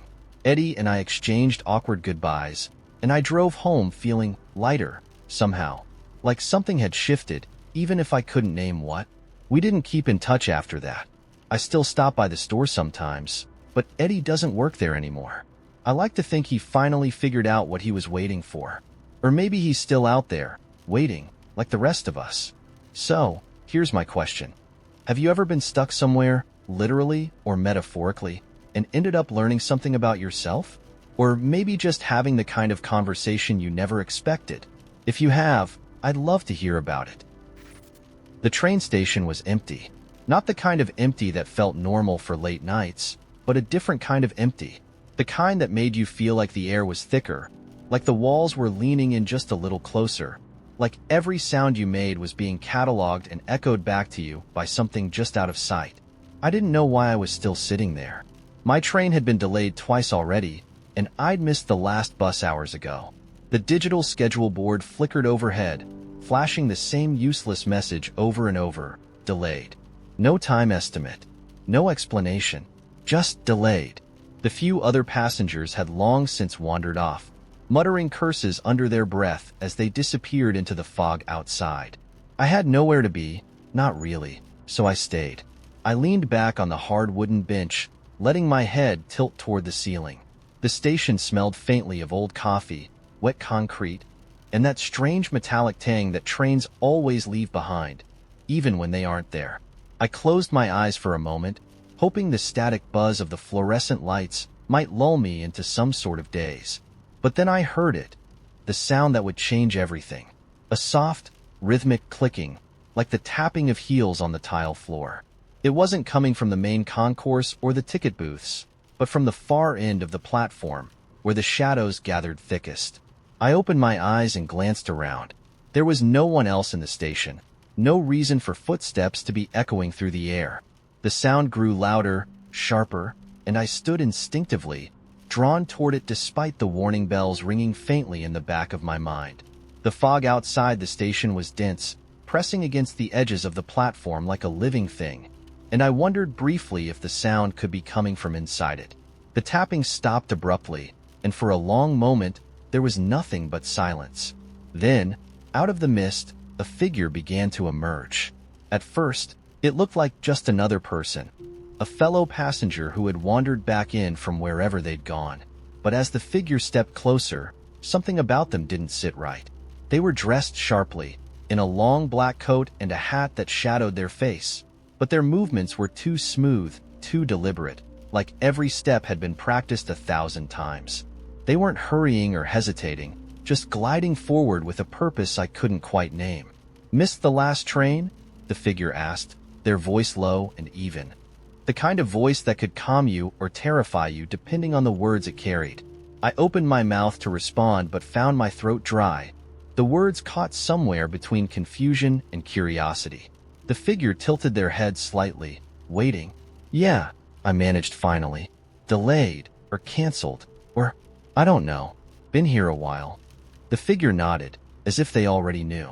"Trains can be unreliable," they said, stepping closer. "Schedules lie. Destinations change. Sometimes, they take you where you don't expect to go." "Sounds like you've had bad luck with trains," I said, trying to keep my tone light. Something about them made my chest feel tight, like the air was heavier near them. "Are you waiting for one too?" The figure chuckled softly, a sound that sent a shiver down my spine. "Not exactly, but I'm here for you." My heart skipped a beat. "What do you mean, for me?" The figure reached into their coat and pulled out something small and metallic, a pocket watch. Its surface was tarnished, the silver dulled to a dark gray, and the chain dangled loosely from their fingers. They held it out to me, the watch swaying slightly like a pendulum. "You've been here too long," they said. "You're stuck?" "I'm not stuck," I said, though the words felt weak even as I said them. "I'm just waiting. For the train." "And how long have you been waiting?" they asked, their tone sharp now, almost accusing. I hesitated, glancing at the schedule board again. It still said delayed, but for the first time, I realized I couldn't remember how long it had been like that. An hour? 2? Longer? I shook my head, trying to clear the fog that seemed to be creeping into my own thoughts. "It doesn't matter," I said. "The train will come eventually." The figure smiled, a thin, knowing smile that didn't reach their eyes. "Oh, it will come," they said. "But not for you. Not unless you make a choice." "A choice?" I asked, taking a step back. The pocket watch swung again, catching the light in a way that made the room seem darker. "What kind of choice?" The figure extended the watch toward me. "You've been wasting time," they said simply. "The moments, the hours, the days you'll never get back. It piles up, you know, like sand in an hourglass. Eventually, it gets heavy enough to stop you, to hold you in place." "I'm not wasting anything," I said, though even as the words left my mouth, I wasn't sure if I believed them. How many days had I spent waiting for something to happen? How many nights had I let slip through my fingers without even noticing? The figure's eyes seemed to pierce through me, as if they could see every wasted second etched into my skin. "You can go," they said, their voice soft again, "but you'll need to leave something behind." I frowned. "What do you mean? What do I have to leave behind?" The figure stepped closer, holding the pocket watch out until it was inches from my face. "A moment," they said, "one you've been holding onto for too long. A regret, a mistake, a memory that keeps you tethered to a place you don't belong. Give it up, and you'll be free to move forward. Keep it, and you'll stay here, waiting for a train that will never arrive." I stared at the watch, its face blank and featureless, reflecting my own distorted image back at me. My mind raced, turning over their words. A regret, a mistake, something I couldn't let go of. My stomach twisted as the memories came flooding back. The phone call I didn't answer, the apology I didn't make, the chance I didn't take. I thought about the hollow feeling I'd carried with me ever since, the weight of it pressing down on me even when I tried to ignore it. What happens if I give it up? I asked, my voice barely above a whisper. The figure smiled again, that same thin, knowing smile. You'll move forward, they said. The train will come, and it will take you somewhere new, somewhere you haven't been before. And if I don't? Their expression darkened slightly, the shadows around them seeming to grow deeper. Then you stay here, stuck, forever waiting, forever wondering. The room felt colder now, the air sharper, and I realized I was holding my breath. The watch glinted faintly in the figure's hand, and I felt the pull of it, the strange, impossible promise it seemed to carry. I thought about the memory I'd been holding onto, the one that had shaped so much of who I was, but also weighed me down like an anchor. Could I let it go? Could I step into the unknown without it? I reached out slowly, my fingers brushing against the cold metal of the watch.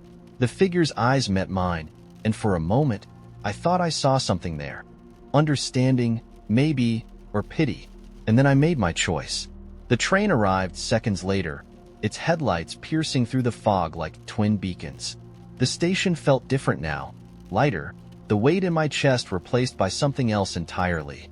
The figure was gone, and the pocket watch too, but I didn't look back. I stepped onto the train, and as the doors closed behind me, I felt the tracks hum beneath my feet. The train moved forward, and so did I. The town had a library no one really talked about, not because it was haunted or sinister or hidden behind some overgrown hedge. Nothing dramatic like that. It was just there, a squat, brick building wedged between an insurance office and a bakery, with no sign out front and no hours posted. If you didn't already know about it, you'd probably mistake it for a storage facility or an old government building that had long since been forgotten. But if you pushed open the heavy glass door, you'd step into something that felt like a memory of a library, rather than an actual one. The shelves stretched endlessly, far beyond the size of the building itself, disappearing into shadows that the fluorescent lights didn't quite reach. The air smelled faintly of mildew, but not unpleasantly so, like it belonged to the books themselves, a perfume made of dust and ink and time. What made the place strange wasn't the size, or the smell, or even the fact that there was never anyone else inside except for the librarian. It was the books. None of them had titles on their spines. The covers were blank, just faded fabric or worn leather, with no indication of what was inside. The first time I walked in, I thought I'd stumbled into a bizarre art installation. I wandered through the aisles, running my fingers over the blank spines, half expecting one of them to suddenly light up or start whispering secrets in my ear. The librarian, a tall woman with sharp glasses and hair coiled into an impossibly neat bun, watched me from behind the desk with an expression that was neither friendly nor unkind. Just expectant, like she was waiting for me to figure something out. Is there some kind of system? I asked, gesturing vaguely at the shelves. My voice echoed slightly, even though the space was packed with books. She raised an eyebrow. They'll find you. Who'll find me? She didn't answer. Instead, she gave me a small, almost imperceptible smile and returned to the crossword puzzle she was working on. At first, I thought she was being cryptic on purpose, but as I turned back to the shelves, I felt something. A faint pull, like a thread had caught the edge of my jacket, tugging me toward one particular aisle. I walked without really thinking about it, my feet carrying me deeper into the shadows, until I stopped in front of a shelf that looked no different from the others. My hand reached out, almost involuntarily, and rested on a book with a plain brown cover. It was unremarkable, smaller than the others, with corners that were slightly dog-eared. I hesitated, glancing back toward the desk, but the librarian was gone. When I opened the book, the pages were blank. At first, but as I stared, words began to appear, scrawling themselves onto the paper as if an invisible hand were writing them in real time. The girl stepped into the library, the faint scent of mildew and ink tickling her nose. She didn't yet know why she was there, but the shelves seemed to whisper her name, drawing her deeper, promising answers she hadn't realized she was searching for. I snapped the book shut, my heart pounding. The words were gone as soon as the cover closed, but I could still feel them buzzing under my skin, like they'd been tattooed onto my memory. What the hell is this place? I muttered, clutching the book against my chest. The librarian reappeared as if summoned by the question. She was standing at the end of the aisle, her hands folded neatly in front of her. "It's yours now," she said simply. "What's mine? This?" I held up the book. "What is it?" Her gaze was steady, unreadable. "The library doesn't hold books about the world. It holds books about you." I blinked, the words landing like stones in my stomach. "What does that mean?" "It means," she said, stepping closer, "that every story here is someone's, and now you've found yours." The book in my hands felt heavier suddenly, like its weight had shifted. I opened it again, but the pages were blank once more. I flipped through, faster and faster, but there was nothing, not even the faintest trace of the words I'd seen before. "They'll come back when you're ready," the librarian said. "Ready for what?" My voice was louder than I intended, echoing off the high ceilings. She tilted her head slightly, as though considering the question. "To read what you've been avoiding." I didn't go back for a long time after that. The book stayed with me, though. I tried leaving it on my shelf, but every time I walked past it, I could feel its presence, like it was humming softly, waiting for me to notice it again. Sometimes, late at night, I'd open it on a whim, hoping the words would return, but they never did. Until last week, I'd had a terrible day, one of those soul-sucking, everything goes wrong kind of days, and I came home feeling like the weight of my life had doubled. I tossed my bag onto the couch, flopped onto the floor, and stared up at the ceiling, thinking, what's the point of any of this? That's when I noticed the book, sitting on the coffee table where I didn't remember leaving it. I reached for it without really thinking, flipping it open, and the words were there, waiting for me. The girl felt small, invisible, like the world had forgotten her. But the truth was, she had forgotten herself. She had forgotten that every thread she unraveled was one she could weave back together. My breath caught. The words felt like they were speaking to me directly, answering a question I hadn't even realized I'd been asking. I turned the page.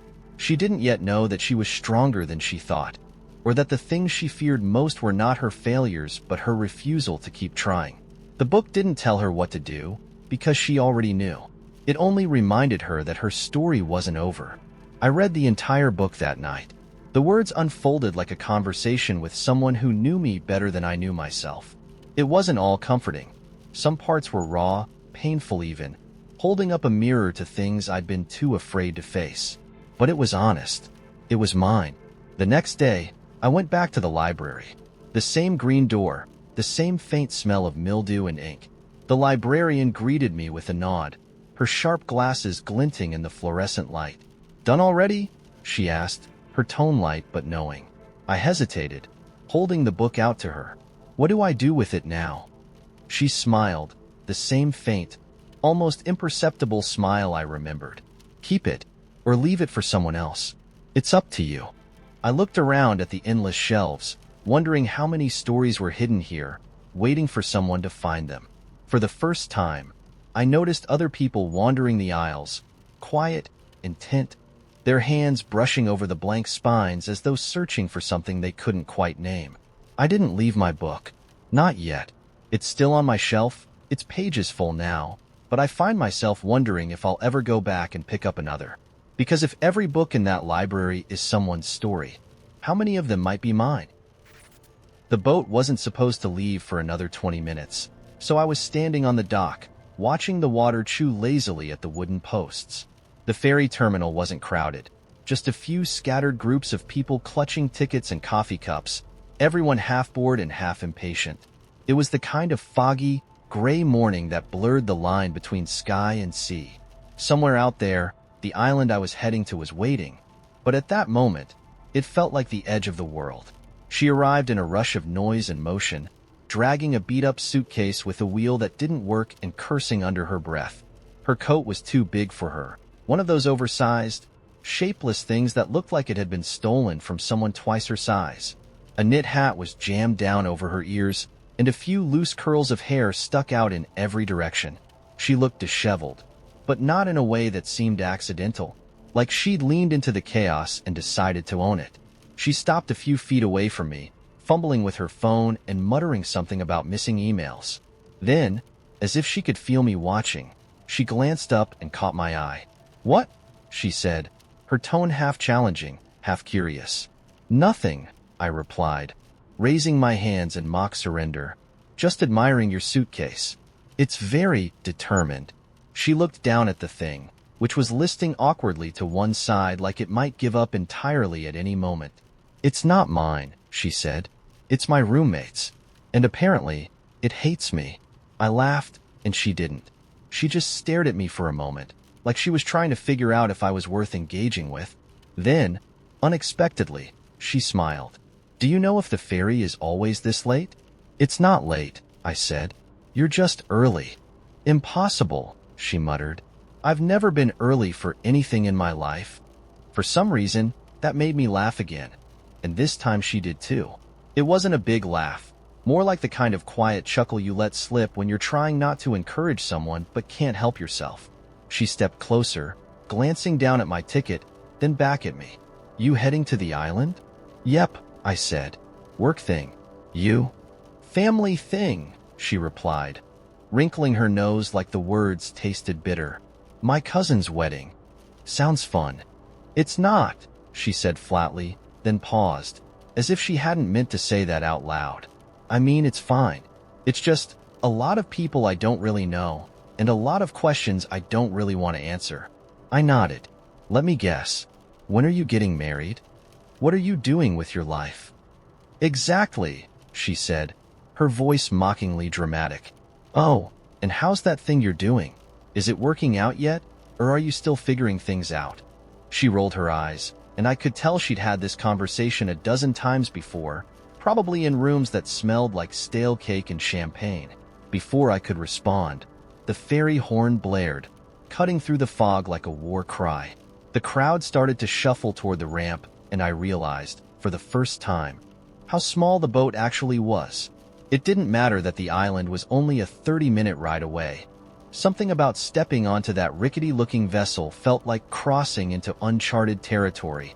We ended up sitting next to each other on the ferry, not because we planned it, but because she dropped her suitcase in the aisle and I stopped to help her wrestle it into place. "Thanks," she said, slightly out of breath. "I owe you one." "No problem," I said, taking the seat beside her. "Just don't ask me to carry it if we have to evacuate." The boat groaned as it pulled away from the dock, and for a moment, neither of us said anything.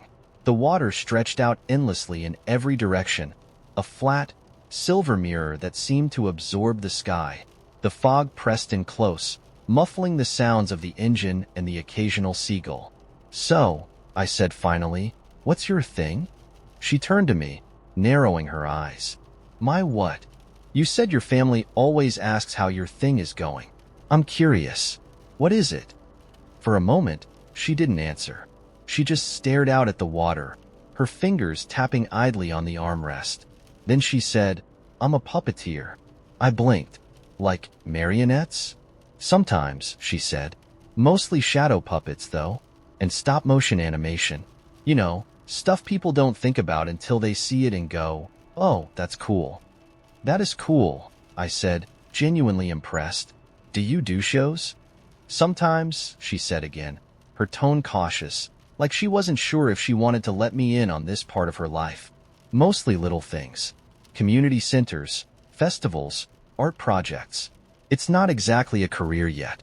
More like an extended experiment." "An experiment in what?" Her lips twitched into a small, wry smile. "In how long I can keep doing it before my mom starts sending me job listings for accounting positions." We both laughed at that, and the tension seemed to ease. She told me about a shadow puppet show she'd done last year for a children's theater, how the kids in the audience gasped every time the shadows changed shape. "It's funny," she said. "They believe in the magic so easily. Adults, though? You have to work a lot harder to convince them." I thought about that for a moment. "Maybe adults don't want to believe it's magic," I said. "Maybe they're too busy trying to figure out how you're doing it." She glanced at me, her eyes sharp and thoughtful. "What about you?" she asked. "What's your thing?" "Graphic design," I said, suddenly feeling self-conscious. It sounded so boring next to shadow puppets and stop-motion animation. Mostly logos and branding. You know, Stuff people glance at and forget 2 seconds later.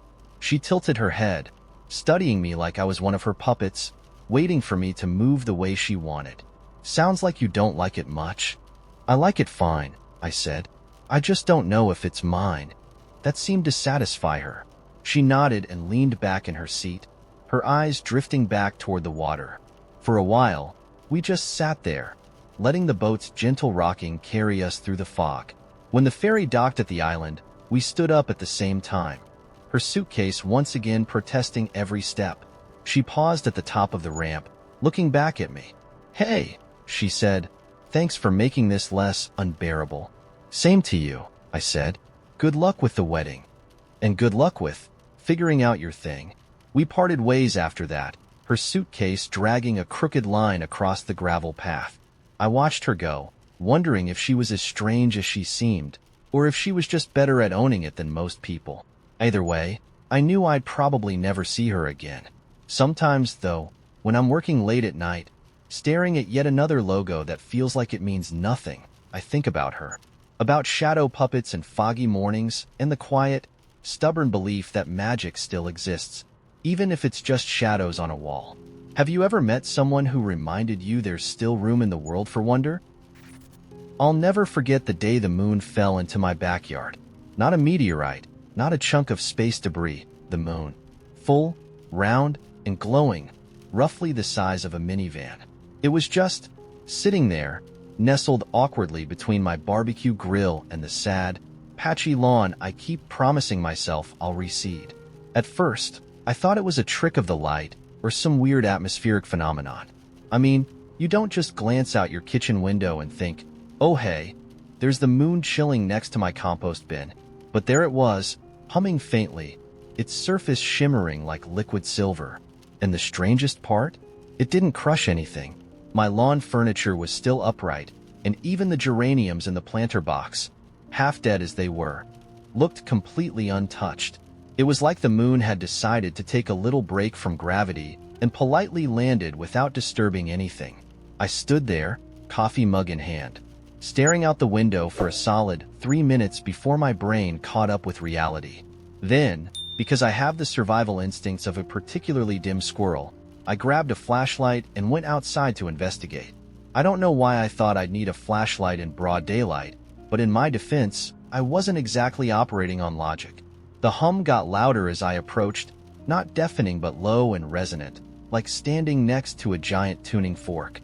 The air around the moon was warmer than it should have been, and it smelled faintly of ozone, like the aftermath of a lightning strike. I reached out hesitantly, half expecting to get zapped the moment I touched it, but my fingers met cool, smooth metal. It didn't feel like rock or dust or whatever moons are supposed to be made of. It felt alive, somehow, soft but firm, like muscle under skin. That's when it spoke. Not with words exactly, but with a feeling. A pulse that rippled through my hand and into my chest, filling my head with a voice that wasn't a voice. It was like emotion turned into sound, pure and unfiltered. And what it said was, "Help me."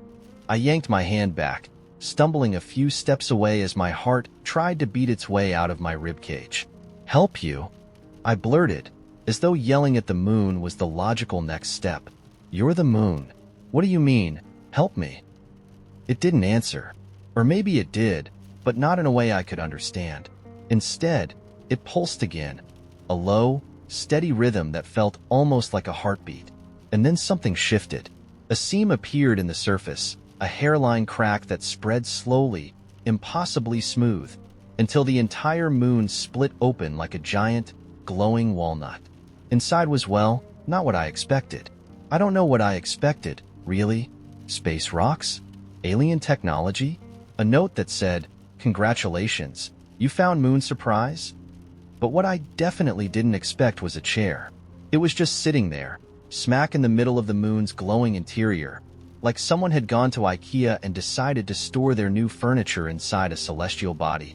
The chair was sleek and black, with an odd, angular design that somehow looked both ancient and futuristic at the same time. It had no cushions, no armrests, just a smooth, curved surface that seemed to shimmer faintly, like the moonlight had been condensed into furniture form. And then it moved. Not a lot, just a small tilt forward, like it was inviting me to sit. My first thought was, nope, absolutely not. This is how people die in sci-fi movies. But my second thought, an equally compelling one, was, what if this is the coolest thing that ever happens to me, and I chicken out because I'm scared of a chair? So I did what any rational person would do in my situation. I sat. The moment I settled into the chair, the world around me disappeared. No, that's not quite right. It didn't disappear. It changed. My backyard melted away, replaced by everything. Stars, nebulas, planets spinning silently in the void. I wasn't just looking at the universe. I was in it, weightless and infinite, as though the chair had plugged me directly into the cosmos. And for a moment, I understood. I understood everything. The birth of stars, the pull of gravity, the intricate dance of galaxies weaving themselves into existence. I saw things I couldn't put into words, even if I had 1,000 years to try. Then the chair spoke, or rather, it communicated. The same pulse of emotion as before, but this time, it was sharper, more urgent. A single message, clear and undeniable. Fix it. Fix what? I asked, my voice echoing weirdly in the vastness around me. I don't even know what I'm looking at. The chair didn't answer. Instead, the universe shifted again, zooming in on a single point of light. A star, small and dim, surrounded by a cluster of planets. One of the planets flickered faintly, like a dying light bulb, and I felt a pang of sadness, grief. It was hard to pin down, but it was overwhelming, like the planet itself was crying out for help. I don't know how to fix that, I said, my voice rising in panic. I'm not an astronaut. I don't even know how to fix my car, let alone a planet. But the chair didn't seem to care. The pulse came again, insistent this time, like a child tugging at your sleeve. Fix it. And then, just as abruptly as it had begun, the vision ended. I was back in my backyard, sitting in the chair, which had somehow ejected itself from the moon and was now resting on my patchy lawn. The moon itself was gone, leaving behind only the faint scent of ozone and a lingering hum in the air. I sat there for a long time, staring at the empty sky, trying to make sense of what had just happened. The chair was still beneath me, solid and unyielding, like it was waiting for me to do something. But what? How was I supposed to fix a dying planet when I couldn't even keep my geraniums alive? I don't have answers yet. The chair hasn't said anything else, but it hasn't disappeared either. It's just there, watching, waiting. And every time I look at it, I feel the weight of that pulse, that message, echoing in my chest. Fix it.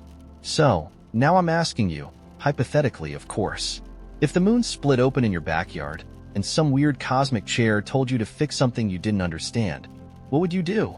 Because right now, I'm seriously considering Googling how to repair a dying planet and hoping for the best. When I pulled the string on my ceiling fan, I didn't expect the lights to dim, a soft hum to fill the room, and an impossibly tall man in a mustard yellow suit to step out of the closet. But that's exactly what happened. The man was impossibly lanky, with limbs that seemed to bend at odd angles, as if the concept of bones was just a suggestion to him. His suit was perfectly tailored but obnoxiously bright, and he wore a matching fedora tipped slightly to the side. His face was stretched, angular, with skin so pale it looked like it hadn't seen the sun in centuries. When he smiled, his teeth gleamed like polished ivory. "Evening," he said, tipping his hat in a smooth, practiced motion. His voice was a bizarre mix of charm and menace, like a game show host who just happened to moonlight as a lone shark. "You called?" I stared at him, one hand still clutching the ceiling fan string. What? No, I didn't call. I pulled the string." "Same thing," he said, shrugging so dramatically his shoulders nearly touched his ears. "You summon, I appear. Rules are rules." "What rules?" He took a step forward, and the light in the room seemed to bend around him, shadows pooling unnaturally at his feet. "The rules of the house," he said, spreading his arms theatrically. "This house. Your house. Don't tell me you've lived here this long and didn't know." "I've lived here for 2 years." I snapped, which sounded more defensive than I intended.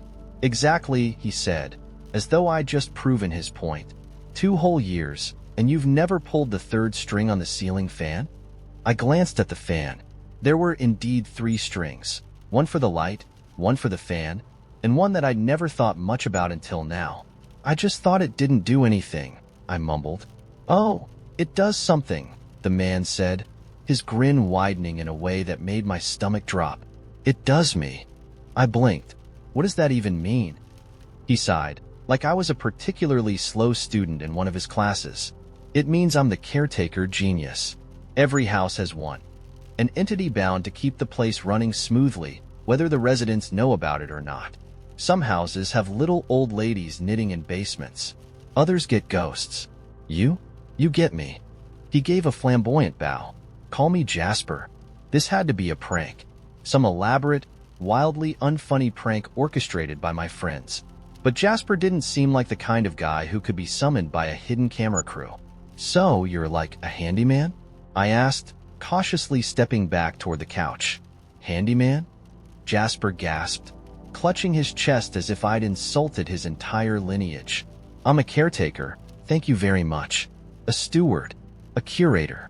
Do I look like the kind of guy who fixes squeaky hinges and unclogs toilets? You stepped out of my closet, I pointed out. That's the access point, he shot back. Every caretaker needs one. Closets are traditional. I didn't design this, I just work here. I was beginning to regret ever pulling that third string. All right, fine, I said, pinching the bridge of my nose. What exactly do you do then? Jasper brightened immediately. Oh, I'm glad you asked. He flicked his wrist, and a clipboard materialized out of thin air. Let's see here. Mysterious noises at night? That's me, reminding you to tighten your window locks. Misplaced your car keys? You're welcome. They were too close to the edge of the counter. That weird hot spot in your living room floor? Structural weakness I've been monitoring, so you don't plummet into the crawl space. I stared at him, dumbfounded. You're saying you caused all that? Caused, prevented, mitigated. Depends on the situation, he said, flipping through his clipboard like it contained a detailed record of my life. You humans are a chaotic bunch. I just make sure your chaos doesn't implode the house. And trust me, you've been testing my patience. My patience? I repeated, my voice rising. This is my house. If anyone's testing patience, it's you. Oh, please, Jasper scoffed, leaning on an invisible cane. Your houseplants are dying, you haven't cleaned the gutters in a year, and don't even get me started on the junk drawer in the kitchen. Frankly, I deserve a medal for putting up with you. The audacity of this man. This thing was unbelievable. You're saying you've been spying on me this whole time? Spying is such an ugly word, he said, wincing dramatically. Think of me as a silent partner, a guardian angel, if you will. You don't seem very angelic. Yeah, well, angels are overrated, he said with a wink. I was rapidly running out of ways to process this. All right, I said, exhaling sharply. If you're some kind of house caretaker, why show up now? Why not introduce yourself when I moved in? Because you didn't pull the string, he said, like it was the most obvious thing in the world. Our interaction is entirely optional. You could have gone your whole life without knowing I existed. But you had to get curious. That's not fair. Fair? Jasper barked a laugh. You're living in a house I've been maintaining for 2 years, rent-free. I don't think you're in a position to talk about fair. I pay rent. To a landlord who's never even seen the crawl space, he said, waving me off. You're welcome, by the way, for all the infestations I've dealt with on your behalf. I wanted to argue, but something in his tone made me pause. Infestations? Oh, sure, he said, inspecting his clipboard again. There was that family of raccoons last spring, and the time the wiring nearly caught fire. And oh, remember when you kept hearing scuttling noises behind the walls? Centipedes. Thousands of them. Took me 3 whole nights to clear them out. My skin crawled. Centipedes? Jasper snapped his clipboard shut with a flourish. All gone now. No need to thank me. I sat down heavily on the couch, my head spinning. This was too much. Too weird. Too everything. So what happens now? I asked weakly. Now, Jasper said, clapping his hands together. We go back to business as usual. You pretend I don't exist, and I keep doing my job. Unless I pull the string again? His grin turned mischievous. Oh, I wouldn't recommend that. You only get 3 summons before things escalate. Escalate how? He tipped his hat and began retreating toward the closet. Let's not find out, shall we? And just like that, he was gone. I stared at the closet for a long time, then at the ceiling fan, the 3rd string swaying gently in the breeze. I wasn't sure if I was relieved or terrified, but one thing was certain. I was never pulling that string again. Would you? The park was not on any map. Jules had checked every app, every dusty city guide in the public library, and even asked the old man who ran the newspaper stand on the corner. No one had heard of it, and yet there it was, lush, sprawling, alive. She had found it by accident. A shortcut gone wrong. The sun was already low, the sky bruising into twilight, when she turned down a narrow alley lined with overflowing dumpsters and graffiti that felt like warnings. The alley spat her out into a clearing she couldn't explain, and there it stood. Wrought iron gates tangled in vines, their intricate curves forming words she didn't recognize. Beyond the gates stretched a winding path of crushed stone, bordered by hedges that seemed too green, too perfect for a city park. Jules hesitated. She was late for nothing, her apartment empty and waiting, but the air around the park felt charged. It pressed against her like the weight of a question she didn't know how to answer. And so, with only the faint sound of distant traffic at her back, she pushed open the gate. The moment she stepped inside, the noise of the city disappeared. Not muffled, gone, as though erased. Her footsteps crunched on the path, and the sound felt louder than it should have, sharp and fragile in the unnatural quiet. The hedges grew taller as she walked, their leaves so densely packed that she couldn't see through them. The path twisted and forked, and she chose turns at random, the park growing wilder with each step. Then came the statues. The first was a woman with her hands raised, as if mid-gesture. Her face was serene, her features chiseled in marble so fine it looked almost soft. Jules stopped to study it, feeling a pull in her chest she couldn't explain. The plaque at the statue's base was blank. She ran her fingers over it, half expecting to feel an engraving hidden beneath, but there was nothing, just smooth, cold stone. Further along the path, she found more statues. A man with his head tilted skyward, his expression a mixture of longing and despair. A child reaching for something unseen, their tiny hand frozen mid-air. A figure so abstract she couldn't tell if it was human or something else entirely. Each statue was detailed to the point of discomfort, and each plaque was blank. Jules tried to shake the unease creeping into her bones, but the park felt different now. The air was heavier, the silence thicker. The path narrowed, and she realized the hedges had grown taller than her, forming walls that turned the park into a labyrinth. She tried to retrace her steps, but every turn seemed to lead her deeper. The next statue stopped her cold. It was a man crouched low, his hands clawing at the ground, his face twisted in agony. She didn't want to look, but her eyes were drawn to the detail. The veins in his arms, the wrinkles in his brow, the way his lips parted in a scream she couldn't hear. The plaque beneath him wasn't blank. It had a single word etched into it: regret. Jules took a step back, then another. Her heart was racing now, her skin cold despite the warmth of the evening. She turned and began to walk quickly, no longer caring about the crunch of her footsteps or the maze she couldn't map. But the statues kept coming. Betrayal, loss, fear. Each word hit her like a weight, as if they weren't just labels but truths being whispered directly into her mind. The last statue she passed was a woman holding her own face in her hands, her fingers digging into her cheeks as though trying to peel something away. Her plaque read, "Truth." Jules ran. The path curved and twisted, the hedges growing closer, their branches reaching out like fingers. She didn't stop until the path emptied into a clearing. In the center stood a fountain, its water so still it could have been glass. And beside the fountain was a single bench. On the bench sat a figure. At first, she thought it was another statue. The figure didn't move, their posture impossibly still, their head tilted slightly as if listening to something she couldn't hear. But as she approached, the figure turned their head. Their eyes met hers. "Sit," they said. Their voice was soft, unhurried, as if it had all the time in the world. Jules didn't want to, but her legs carried her forward. She sat at the far edge of the bench, as far from the figure as she could manage. Up close, they were unsettling.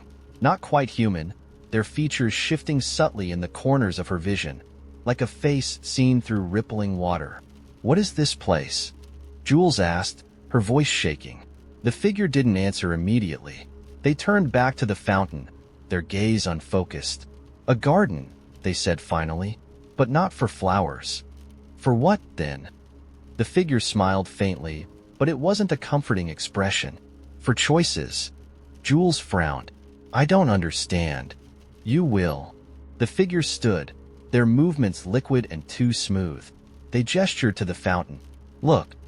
Jules hesitated, but something in their tone made refusal impossible. She leaned over the fountain, staring into its surface. At first, she saw only her reflection, wide-eyed and pale, her hair sticking to her damp forehead. But then the water shifted, and images bloomed beneath the surface. A version of her life played out in fragments. Roads she had taken, doors she had closed, words spoken and unspoken. Each scene unfolded with vivid clarity, the details so sharp they felt more real than memory. And then came the things she hadn't chosen. Paths not taken, doors never opened, a life unrecognizable and yet achingly familiar. "What is this?" she whispered. "Possibility," the figure said. "Every choice, every moment, leaves behind a ghost. This is where they come to rest." Jules pulled back from the fountain, her chest tight. "Why me? Why am I here?" The figure tilted their head, their expression unreadable. "Because you're still deciding." "Deciding what?" "Whether to stay." They gestured to the path behind her, now shrouded in shadow. "Or to go back." Jules looked at the path, then at the fountain, and finally at the figure. The weight of the choice settled over her, heavy and impossible. She didn't know what lay ahead or behind, but the garden waited, silent and unchanging. And the statues, she realized, were not statues at all. The first time I met Ellie, she was locked in a duel with a vending machine. I was waiting in the lobby of my university's library, debating whether I had the mental stamina to face an entire textbook's worth of organic chemistry, when I heard the unmistakable clatter of someone smacking a vending machine. I turned, half expecting to see some frustrated student shaking it for a stuck candy bar. But instead, there was Ellie, barefoot, hair in a wild, lopsided braid, wielding a metal ruler like a sword. She was crouched in front of the machine like she was storming a castle. The ruler jabbed at the tiny slot where coins go, and she muttered to herself, something about defeating the tyranny of overpriced snacks. On the floor next to her was a pair of boots, a backpack with a patch that read "Not a phase," and an entire disassembled pin. I should have left her alone. Anyone bold enough to take on a vending machine with a ruler clearly didn't need, or want, an audience. But there was something about her sheer determination that made me curious. I stepped closer, watching as she inserted the ruler with surgical precision and gave the machine a triumphant grin. "What exactly are you doing?" I asked before I could stop myself. "Engineering a jailbreak," she said without looking up. "For chips." "No," she replied, as if I'd just insulted her honor. "For gummy worms. The gold standard of all vending machine snacks." She gave the machine one final jab, and, like magic, or maybe sheer willpower, a bag of gummy worms tumbled down into the tray. She turned to me, triumphant, holding up the bag like a trophy. "See? Justice prevails." "Does it?" I asked, smirking. "Because it looks a lot like theft." Ellie stood, brushing invisible dirt off her jeans. "It's not theft if the machine's the one stealing first." I put in my $1. "It just didn't deliver." "And the ruler?" "Insurance," she said with a wink. I couldn't tell if she was brilliant or completely unhinged. Maybe both. She plopped down on the floor right there, tearing open the bag of gummy worms. Then, as if this was the most natural thing in the world, she offered me one. I hesitated. They're not poisoned, she said dryly. Probably. Against my better judgment, I sat down and took one. We ended up talking for an hour, sitting there on the library floor, surrounded by scattered pin parts and a discarded ruler. She told me she was an engineering major, which explained her MacGyver-like vending machine skills. But instead of bragging about it, she mostly talked about the things she failed at. Her first attempt at 3D printing, a robot she built that caught on fire, the time she tried to make a solar-powered lawnmower and accidentally turned it into a weed flamethrower. Why would anyone need a weed flamethrower? I asked, laughing so hard I almost choked on a gummy worm. Exactly, she said, gesturing wildly. That's what the dean said when I accidentally set fire to the quad. But hey, it worked. The weeds were definitely gone. Ellie had this infectious kind of energy, like she wasn't just telling stories. She was pulling you into them, making you feel like you'd been there with her, cheering her on or running for your life, depending on the situation. When we finally got up, she slipped her boots back on and picked up her backpack. Then, with no warning, she turned to me and said, "You seem fun. Want to get coffee sometime?" I blinked. Sure. Cool, she said, fishing a pen cap out of her pocket and scribbling her number on my arm. Don't ghost me, though. I'm very good at finding people. Engineering major, remember? And with that, she walked off, leaving me standing there like I'd just survived a whirlwind. I wasn't sure why I said yes, but a week later, I found myself sitting across from her in a coffee shop. This time, she was wearing mismatched socks and explaining her theory that coffee tastes better if you drink it while standing on one foot. She insisted I try it, and to my horror, I actually did. Ellie had a way of making the strangest things seem completely reasonable. Like when she invited me to her apartment and showed me a collection of old radios she'd been dismantling to see what made them tick. Or when she dragged me to the roof of the engineering building to test out a makeshift glider she built out of PVC pipes and an old tarp. "Are you sure this is safe?" I asked, eyeing the contraption as she strapped it onto her back. "Nope," she said, grinning. "That's why it's exciting." The glider, predictably, didn't work. She crash-landed into a bush, laughing so hard she could barely stand. I should have been annoyed, or at least mildly concerned. But instead, I found myself laughing with her. Being around Ellie felt like being caught in a storm. She was unpredictable and messy and a little reckless, but she had this way of making the chaos feel like an adventure.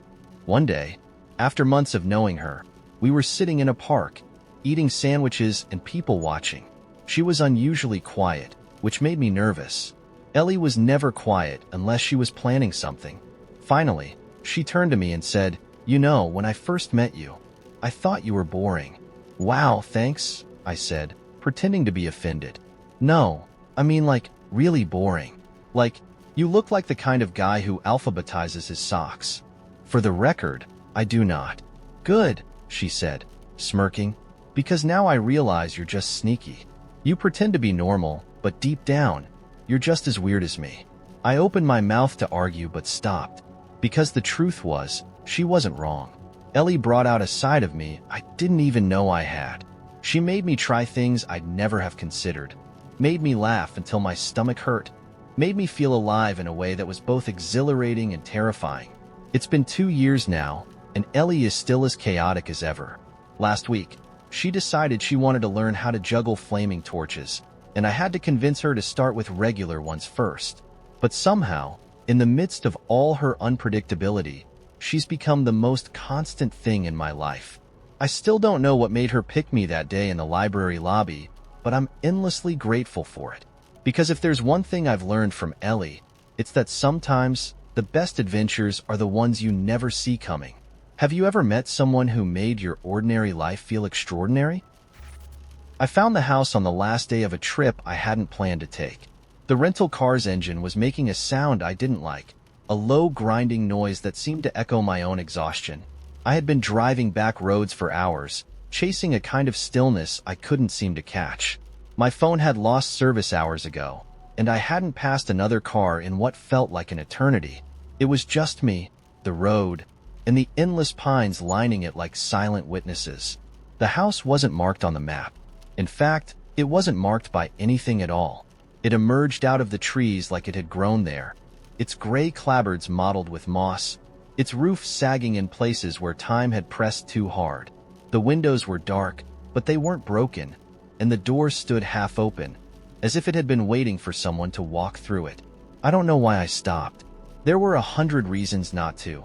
A stranger's house in the middle of nowhere, no phone, no backup, the fact that nothing about it felt welcoming. But the moment I saw it, I felt the pull. Not curiosity, not exactly.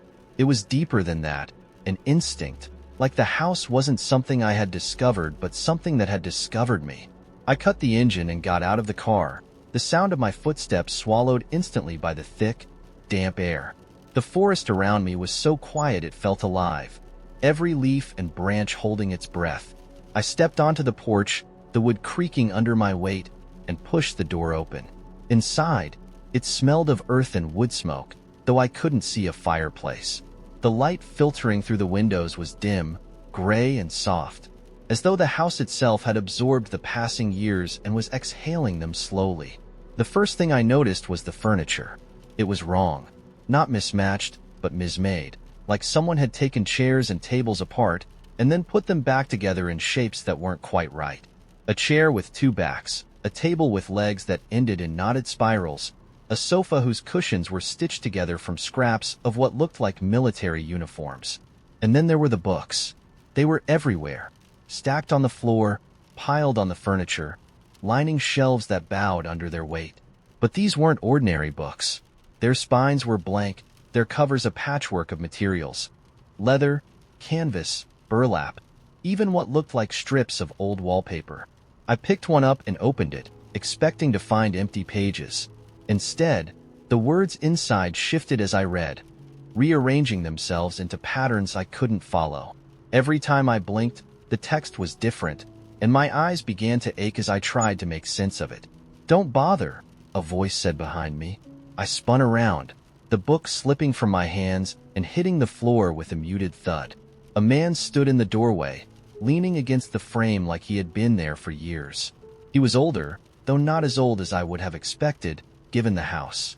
His hair was streaked with gray, and his clothes looked worn but clean, the kind of practical garments you'd expect from someone who spent more time outside than in. "Sorry," I said automatically, though I wasn't sure what I was apologizing for. "I didn't think anyone lived here." He shrugged, stepping inside and closing the door behind him. "Most don't." There was something about the way he said it that made my stomach twist, though I couldn't have said why. He crossed the room, picking up the book I dropped and brushing it off before placing it back on a shelf. "They don't like it when you touch them," he said, nodding to the books. I frowned. "Who's they?" He didn't answer, just gave me a look that made me feel like I'd missed something obvious. He moved to the table and pulled out one of the mismade chairs, gesturing for me to sit. Against my better judgment, I did. "You found this place," he said, sitting across from me. "Which means it found you." "What does that mean?" He leaned back, his hands resting on the table's twisted edge. "It means you're either very lucky or very unlucky. Hard to tell at first." I wanted to leave. Every nerve in my body was telling me to get up, walk out the door, and never look back. But there was something in his tone, in the way he spoke, that held me in place. "What is this place?" I asked, my voice quieter now. "A house," he said simply. "I can see that." He smiled faintly, though there was no warmth in it. "You ever heard of liminal spaces? Like places in between?" "Exactly. This house is one of them. It doesn't belong here, not really. It shows up when it's needed, or when someone's looking for something they don't know they're looking for." I stared at him, unsure if he was crazy or if I was. "Needed by who?" "That depends," he said. "Sometimes it's people like you. Sometimes it's other things." "Other things?" He didn't elaborate, just stood and moved to one of the shelves, pulling down a book. He handed it to me, and I hesitated before taking it. Unlike the others, this one wasn't blank. Its cover was embossed with a single word, "Path." "What is this?" I asked. "Your way out," he said, "or your way in. Depends on what you choose." I opened the book, and the pages weren't filled with text. Instead, they were covered in strange, shifting maps, roads and rivers and landmarks I didn't recognize. In the margins were notes written in spidery handwriting, their meaning just out of reach. What am I supposed to do with this? Follow it, he said, or don't. But if you leave this house without choosing, it won't let you back in. His words sent a chill through me, though I didn't understand why. I looked at the book again, its maps rippling like water under my gaze. I don't understand, I said. You don't have to, he replied. Not yet. I wanted to ask more, but the look in his eyes told me I wouldn't get any more answers. So I stood, the book heavy in my hands, and walked toward the door. Wait, I said, turning back. Who are you? He smiled again, that same cold, empty smile. Just the keeper. I'll be here when you're ready. I stepped outside, and the door closed behind me with a finality that made my chest ache. When I turned to look at the house again, it was gone. The book is still with me, sitting on the passenger seat of my car as I write this. The maps shift every time I open it, but I haven't followed them yet. I don't know what I'm waiting for, but I can't shake the feeling that once I do, there's no going back. Have you ever felt like you were standing at a crossroads, knowing that one step could change everything, but unsure which path to take? The night after the clock stopped, the air felt heavier, as though time itself had exhaled and left everything suspended. It wasn't just my watch that froze. It was all of them. Oven clocks, phones, the grandfather clock in the library that had been ticking away since before I was born. All of them stuck at 11:11, like some cosmic joke I wasn't in on. I wasn't particularly alarmed at first. A power surge, maybe. A glitch. I called the power company, but the line crackled and went dead before anyone picked up. The internet was out too, though I could still flip through old web pages like they were ghosts lingering on the screen. Outside, the streetlights buzzed faintly, their glow erratic and sickly, casting long, uneven shadows across the cracked pavement. I should have gone to bed. That's what a reasonable person would have done. Chalked it up to some weird electrical issue and waited for morning. But something about the stillness outside felt wrong. Not dangerous, exactly, but expectant. Like the world was holding its breath, waiting for something. So I did what you do when everything feels slightly off. I went for a walk. The air smelled strange, metallic and faintly sweet, like wet copper. I walked past Mrs. Garrett's house, the one with the yard full of garden gnomes that always looked like they were whispering to each other. Her lights were off, but I thought I saw movement in the window. A quick flicker, there and gone before I could make sense of it. Down the road, the gas station glowed faintly, its neon sign blinking in and out like a dying heartbeat. It wasn't until I got closer that I noticed the car parked out front, its headlights still on, engine idling softly. I could see someone inside, slumped forward against the steering wheel, their head tilted at an odd angle. Hello? I called out, my voice sharp in the quiet. No response. The closer I got, the more I realized something was off. The person in the car, a man, maybe in his 30s, wasn't slumped forward. He was completely still, frozen mid-movement. His hand hovered in the air, fingers curled as though reaching for the keys in the ignition, but they never moved. His eyes were wide open, staring at nothing. I reached out, hesitating for a moment before touching his shoulder. His skin was cool and firm, not like flesh at all, but like something waxy, artificial. I stumbled back, my breath catching in my throat. That's when I noticed the other things. Down the street, a dog mid-stride, caught in the act of chasing a squirrel. Its legs were stretched out in perfect motion, but it didn't move. The squirrel was suspended mid-leap, its tail frozen in an arc behind it. Farther down, a pair of teenagers stood on the sidewalk, one of them laughing, their mouth open in an expression of frozen joy, the other mid-sip from a soda can, the liquid caught in a perfect cascade just inches from their lips. I backed away slowly, my heart hammering in my chest. I didn't know what I was looking at, but it felt wrong in a way that made my skin crawl. I turned and ran, my sneakers slapping against the pavement, the sound unnervingly loud in the empty night. The town blurred past me, a series of darkened houses and frozen figures, each one caught in a moment I couldn't understand. When I finally reached my own house, I slammed the door shut behind me and locked it, though I wasn't sure what I was locking out. My chest heaved as I leaned against the door, trying to catch my breath. And then I noticed the clock. It had moved. 11:12, just 1 minute forward. I don't know how long I stared at it, the tiny shift in time feeling monumental. My phone buzzed suddenly, the sound startling in the oppressive silence. I scrambled to grab it, my hands shaking. The screen lit up with a single notification. "Are you awake?" No number. No contact name. Just the words, glowing faintly in the dark. I stared at it, my thumb hovering over the screen. Before I could decide what to do, another buzz. "Come outside." I swallowed hard, every instinct screaming at me to stay inside, to lock the doors and hide. But there was something about the message, something that didn't feel like a threat. It felt like a command. When I opened the door, the first thing I noticed was the light.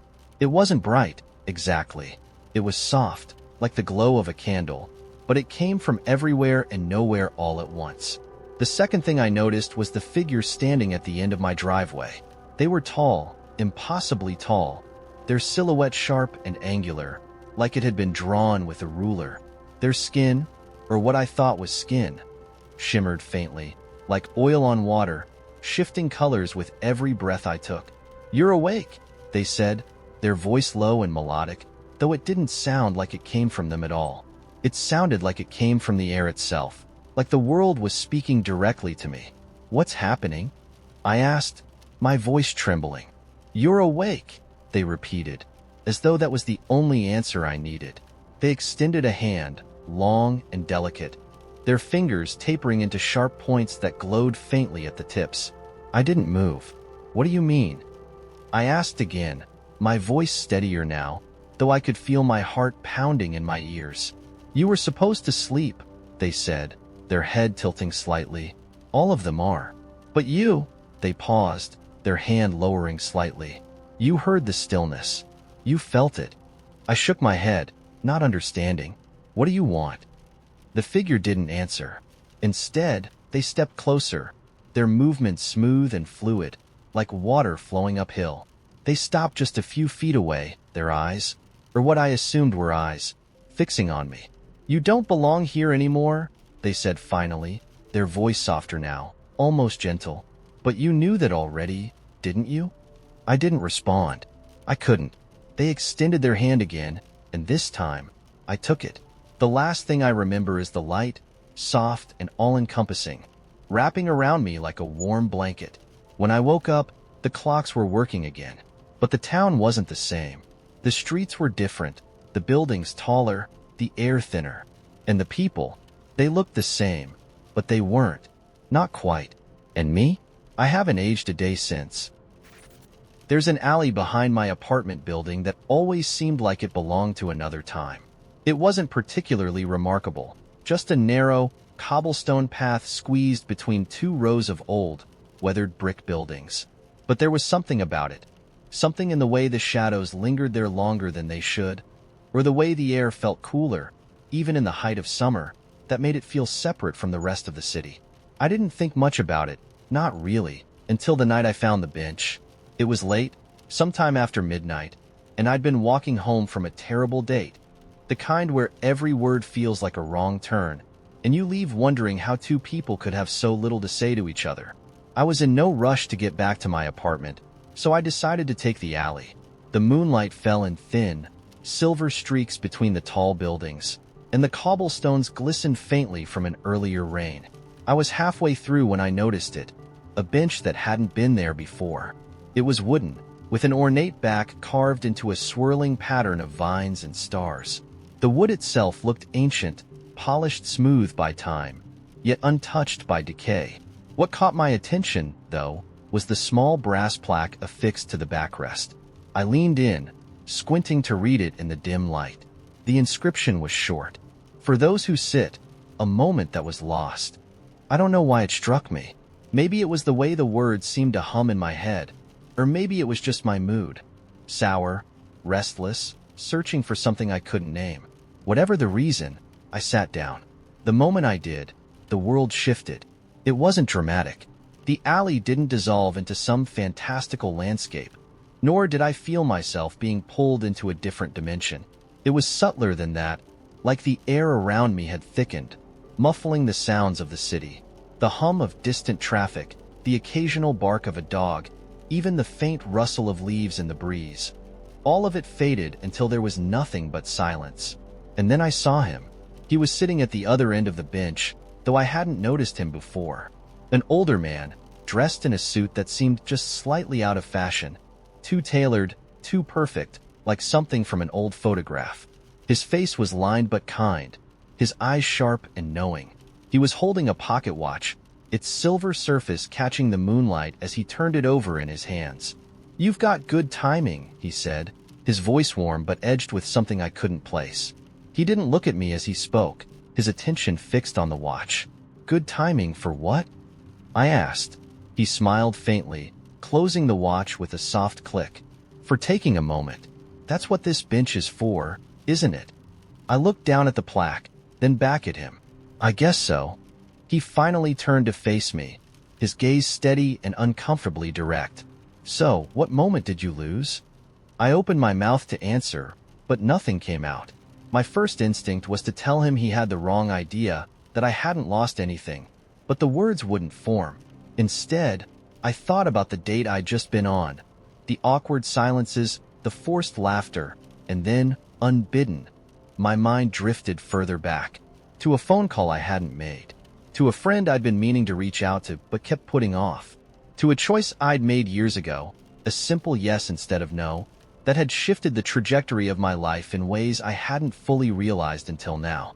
The man watched me quietly, as if he could see every thought flickering across my mind. "You don't have to tell me," he said after a moment. "It's not about me knowing. It's about you knowing." I felt a strange lump rise in my throat, a heaviness in my chest that I hadn't noticed before. "What happens if I do know?" I asked. "If I know what I lost?"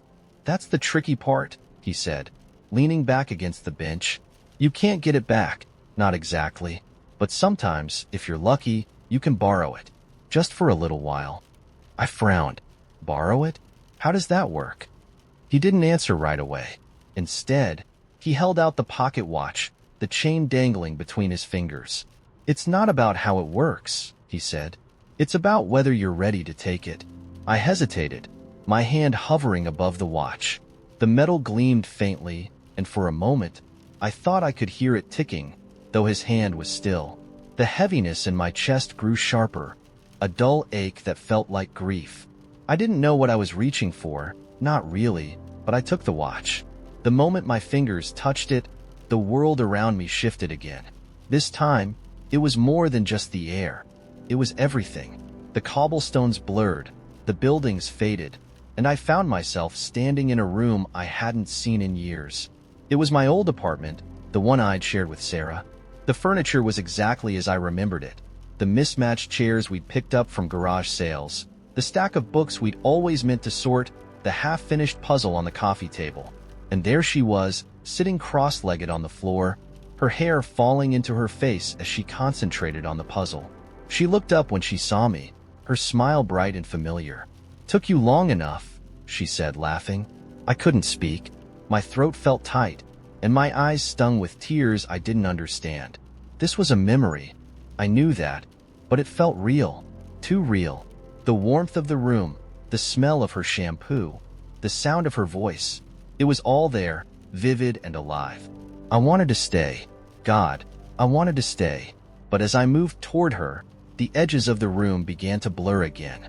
She didn't seem to notice, still focused on the puzzle, but I could feel myself being pulled away. "Wait," I said, my voice breaking. "Please, just a little longer." But the world dissolved, and I was back on the bench, the pocket watch heavy in my hand. The man was gone. The alley was empty, silent except for the faint hum of the city in the distance. I sat there for a long time, staring at the watch. I didn't know if I felt grateful or broken or both. The ache in my chest was still there, but it was different now. Softer, less sharp. I slipped the watch into my pocket and walked home, the weight of it a quiet reminder of what I'd borrowed. I haven't found the bench again, though I've looked. I still carry the watch, though it hasn't worked since that night. Sometimes, when the ache in my chest grows too heavy, I take it out and hold it, wondering if I'd ever borrow another moment. or if that one was enough. Have you ever touched something that brought a piece of your past back to life? Something you didn't know you needed until it was too late to hold on? The train didn't stop in Cold Spire anymore. Not officially. The tracks had rusted in places, and the station was barely a skeleton of rotted wood and broken glass. But if you stood close enough to the edge of the platform at the right time of night, you could hear it. The low, mournful whistle echoing through the valley, and the faint vibration of wheels that shouldn't be moving. Nobody talked about it. It was one of those things everyone knew, but pretended not to. Cold Spire was full of those things. The boarded-up church with windows that sometimes glowed faintly, the pond where no fish ever swam but ripples formed anyway, the old theater where you could hear applause even though it had burned down 50 years ago. The train was just another mystery they ignored because trying to explain it was worse. Maya didn't ignore it. She couldn't. Not since the night her sister disappeared. It was 2 years ago, the summer Maya turned 16. Nora had been 20, restless and reckless in the way that made everyone adore her. The last anyone saw of her was at the station. Maya had been there, standing on the platform, watching her sister walk into the mist. There had been no goodbye, no explanation, just the fading sound of her boots on the wooden planks. For weeks, Maya waited. She stayed on the platform until dawn, listening for footsteps, for laughter, for anything. When the police stopped searching and the neighbors stopped whispering, Maya stayed. And one night, she heard it, the whistle, low and lonely, cutting through the silence. Now, every night, she returned to the station, waiting for the train to come back. Tonight was colder than usual, the kind of cold that pressed into your bones and made you feel older than you were. Maya stood at the edge of the platform, her breath fogging in the still air. The moon hung low, casting a silvery light over the crumbling station. The town was asleep behind her, but the valley felt awake, alive with a hum just beneath the surface. The whistle came again, soft at first, then louder. Maya's heart quickened. She stepped closer, her boots scraping against the worn wood. The mist thickened around the tracks, and then, impossibly, the train emerged. It was like something from another time. Sleek, black, and shining as though freshly polished. The windows glowed faintly, and shadows moved behind the glass, passengers whose faces were just out of focus. The train slowed, its wheels screeching softly, and stopped in front of her. The door opened. Maya hesitated. In all the nights she'd waited, the train had never stopped, never acknowledged her. But now the door was open, and the faint smell of ozone and something sweet wafted out. She stepped inside. The interior was not what she expected. It was elegant but strange, with velvet seats that seemed to shift in color and chandeliers that flickered as though lit by distant lightning. The passengers were even stranger. They sat quietly, their faces obscured by shadows or veils, their hands gloved or hidden in pockets. No one turned to look at her. Maya moved down the aisle, her footsteps muffled by the plush carpet. She felt eyes on her even though no one looked up. The train jolted forward, and she grabbed the edge of a seat to steady herself. When she glanced out the window, the landscape outside was gone. In its place was darkness, broken only by streaks of light that moved like shooting stars. A voice behind her made her stop. "You shouldn't be here." Maya turned. A boy about her age sat in a corner seat, his face pale but sharp, his eyes like polished stones. He wore a dark coat that seemed too big for his thin frame, and his hands were folded neatly in his lap. "Why not?" she asked. "Because it doesn't go where you think it does," he said. His voice was steady but low, as if he didn't want the others to hear. "I'm looking for someone," Maya said, her fingers tightening on the edge of the seat. "My sister." The boy's expression didn't change, but his eyes flicked to the window. "She's not here." "How do you know?" "Because no one ever is." The train jolted again, and Maya stumbled. She caught herself on a pole and glanced at the passengers. They hadn't moved, not even a flinch. The boy stood, his movements slow and deliberate. "If you stay, you won't find her. You'll just lose yourself." Maya frowned. "I've been waiting for this train for 2 years. I'm not getting off now." The boy's gaze softened, almost pitying. "You think it's been 2 years?" She froze. What do you mean? He sighed, running a hand through his dark hair. Tom doesn't work here. It never has. For all you know, she stepped onto this train 50 years ago. Or yesterday. Or never. That's impossible, Maya said, her voice shaking. Look outside, the boy said. Maya hesitated, then turned to the window. The streaks of light were gone. In their place was something worse. Reflections of herself, endless and shifting. Her face at different ages, her hair gray in one, her hands wrinkled in another. She staggered back, her heart pounding. What is this? She whispered. The boy grabbed her wrist, his grip surprisingly strong. It's a loop, a trap. The train isn't a way forward. It's a way nowhere. You have to get off. Maya stared at him, torn between belief and defiance. And go where? Anywhere else? The whistle blew, a long, shuddering wail. The train began to slow, its wheels screeching as it approached an unseen station. The boy's grip tightened. This is your chance, he said. If you don't get off now, you might never get off at all. Maya hesitated, her eyes darting to the door. The train was stopping. Outside was only mist, thick and endless. But beyond it, she thought she saw something, a faint glow, like the first hint of dawn. She pulled away from the boy and ran for the door. When she stepped out, the mist swallowed her whole. The train vanished, and the air was silent.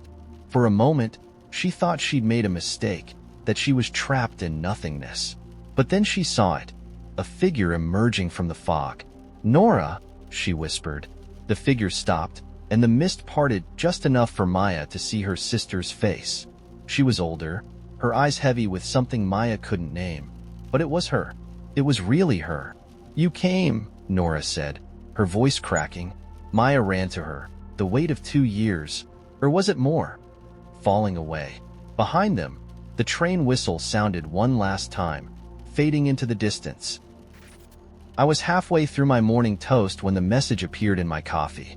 It wasn't the usual accidental swirl of cream or bubbles, forming into vague shapes you could squint at and pretend were meaningful. No, this was deliberate. Black letters rose to the surface, as though they'd been hiding under the liquid all along. Look up. Naturally, I ignored it. I mean, what do you even do with something like that? A cryptic message in your coffee? Maybe I was still half asleep, or maybe I was losing my mind. I took another bite of toast, pretending it wasn't there, but the letters didn't fade. They just floated, stubborn and ominous, dark against the milky foam. Very funny, I muttered, to no one in particular. Then, for good measure, I looked up. The ceiling was the same as it always was, white paint, a faint water stain from last year's leak. Satisfied that nothing had changed, I went back to my breakfast, deciding I'd been imagining things. But then my phone buzzed. The notification wasn't from any app one recognized. Just a blank square with a single word flashing on the screen. Again.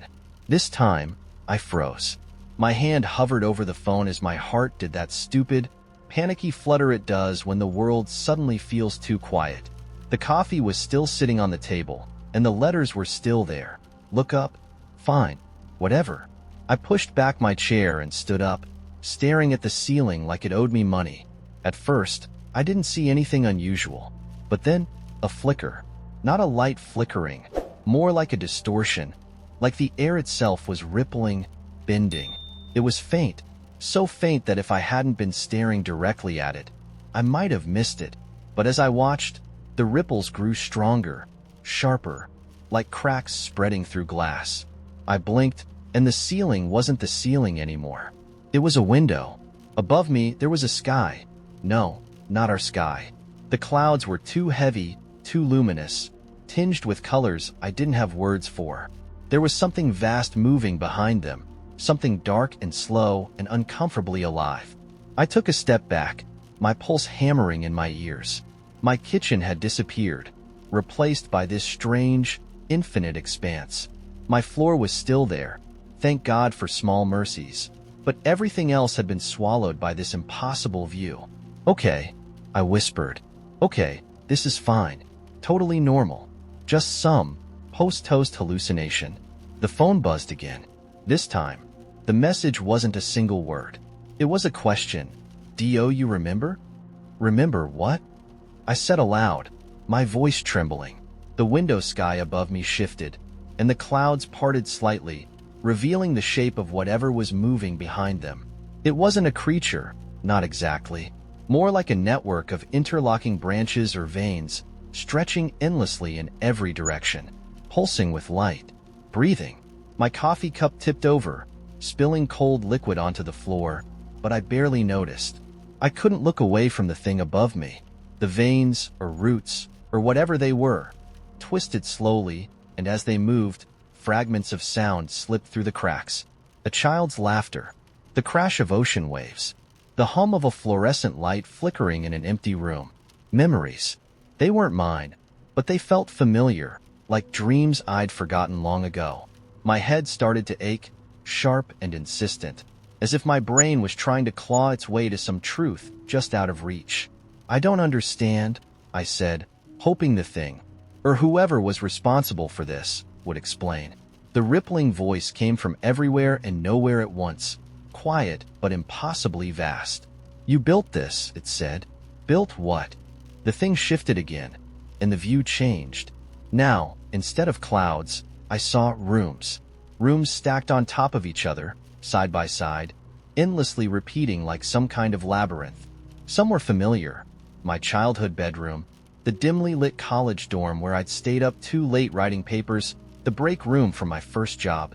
Others were strange, places I'd never been but somehow recognized. A red train car covered in frost, a greenhouse filled with glowing, impossible plants, a tiny cafe with no customers but dozens of steaming cups of coffee lined up on the counter. Each room flickered in and out of focus, as though the thing above me was cycling through them, searching for something. "You've forgotten," the voice said, "but it's still here. All of it. Waiting." I stumbled back, nearly tripping over the chair I'd knocked over earlier. "I don't know what you're talking about." The voice didn't respond immediately. Instead, one of the rooms came into sharper focus, a small, cluttered workshop filled with tools and half-finished projects. There was a desk in the corner, and on the desk, a notebook lay open. "That's yours," the voice said. "I don't." "Go." The next thing I knew, I wasn't in my kitchen anymore. I was standing in the workshop, the air thick with the smell of sawdust and ink. The notebook was still on the desk, its pages filled with cramped handwriting and messy sketches. My handwriting. I reached out, hesitating for just a moment before picking it up. The pages felt warm under my fingers, alive in a way paper shouldn't be. The words swam in and out of focus, but one phrase stood out, clear and sharp. "The archive must be maintained." A flood of images hit me all at once, building walls from scraps of memory, weaving corridors out of moments I didn't want to lose, filling rooms with pieces of myself I couldn't bear to forget. The archive. My archive. I dropped the notebook, my hands trembling. I made this." "Yes," the voice said, "and you abandoned it." "I didn't mean to." "Intent is irrelevant. The cracks are spreading. You must repair them, or it will collapse." "I don't know how," I whispered. The voice softened, though its vastness remained. "You will.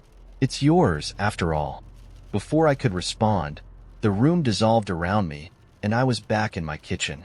The coffee cup was still tipped over, the spilled liquid pooling on the table. The ceiling was just a ceiling again, plain and solid and reassuringly dull. But something was different. The air felt heavier, thicker with meaning. I could still feel the weight of the archive pressing against my mind, its endless rooms and impossible corridors waiting for me. I don't know how to fix it. I don't even know where to start. But I think I have to try. I was waiting for a bus that wasn't coming. The stop was empty except for me, the glass shelter streaked with grime and old posters peeling at the corners. It was the kind of night that pressed in from all sides, silent, heavy, the air charged with the sort of electricity that made you expect something to happen, even if you couldn't imagine what. I glanced at the schedule for the third time, even though I already knew the last bus had left hours ago. The glow of my phone had died minutes earlier, and the battery was too far gone for even a desperate restart. I should have walked home. It was only a 20-minute walk, but there was something about the way the streetlights flickered and the faint whistle of wind through the empty alleyways that made me stay put, like the city had changed its shape when no one was looking. It was then I noticed the car. A long, sleek black car, parked half a block down, glinting faintly under the flickering streetlight. It wasn't there when I sat down. I was sure of it. My brain did a quick inventory. No headlights, no sound of an engine, no sign of movement. Just the car, sitting perfectly still. Its windows were tinted so dark they reflected the world back at me like a polished stone. I told myself to ignore it. Weird cars in the middle of the night weren't my problem. But something about it tugged at me, like an itch I couldn't quite reach. I stared at it for what felt like hours, waiting for the door to open, for someone to get out, for the car to do anything. It didn't. It just waited. When the horn honked, I nearly jumped out of my skin. It wasn't an aggressive sound, just a single, sharp beep, like someone tapping you on the shoulder to get your attention. My first instinct was to look around for someone else, but the street was empty, every shop window dark. It honked again, and again, shorter this time, like it was growing impatient. I stood, half frozen, and took a step closer without meaning to, my sneakers scuffing the damp concrete. The horn gave one last, quiet beep, then went silent. The door opened. There was no one inside. No driver, no passenger, just an empty leather interior glowing faintly from the overhead light. I should have walked away. I should have turned around and gone home and chalked the whole thing up to fatigue or some kind of weird prank. But I didn't. My legs carried me forward before my brain could tell them not to, and before I knew it, I was standing next to the open door, staring into the dark, empty space inside. And then I heard the voice, low and smooth, like velvet dipped in static. "You're running late." I froze. The voice wasn't coming from inside the car. It was coming from everywhere. Around me, inside me, threaded through the night like it had always been there, waiting for me to hear it. For what? I asked, though I wasn't sure if I actually spoke the words or just thought them. "For the rest of your night," the voice said. "Get in." I hesitated. The air around me felt sharp, like it might shatter if I moved too suddenly. "Where are we going?" The voice laughed, soft and low. "Not where. When." The door swung shut behind me as soon as I sat down. I didn't touch it, didn't even hear it move. It just clicked into place, seamless and inevitable. The light inside dimmed, the faint glow of the dashboard casting everything in shadows. The steering wheel moved on its own, slow and deliberate, and I felt the car lurch forward. It didn't drive like a normal car. The tires made no sound against the pavement. The engine didn't hum or rumble. Outside the windows, the world was a blur of light and motion, colors bleeding into one another like a watercolor painting left in the rain. I couldn't tell if we were moving fast or if time itself was bending around us, stretching and twisting like taffy. The voice didn't speak again. The silence was alive, pressing against me, making the air feel too thin. Eventually, the car slowed. The colors outside settled, solidifying into shapes I recognized but couldn't name. A bridge, a park, a street lamp leaning at an odd angle, its glass cracked and flickering. It was familiar, but not. Like I'd seen it in a dream and then forgotten it when I woke up. The car stopped. "Get out," the voice said, and this time it wasn't soft. It was firm, commanding, with an edge that left no room for argument. I opened the door and stepped out onto cobblestones that shone like wet ink. The air here was different, thicker, heavier, humming faintly with an energy I couldn't place. I turned to look back at the car, but it was already gone. Ahead of me, the street curved sharply, disappearing into a dense fog that seemed to swallow the world whole. The streetlights flickered one by one, dimming as I passed under them, and the sound of my footsteps echoed like I was walking through a cavern. I didn't know where I was going, but my legs carried me forward anyway, the pull stronger than my fear.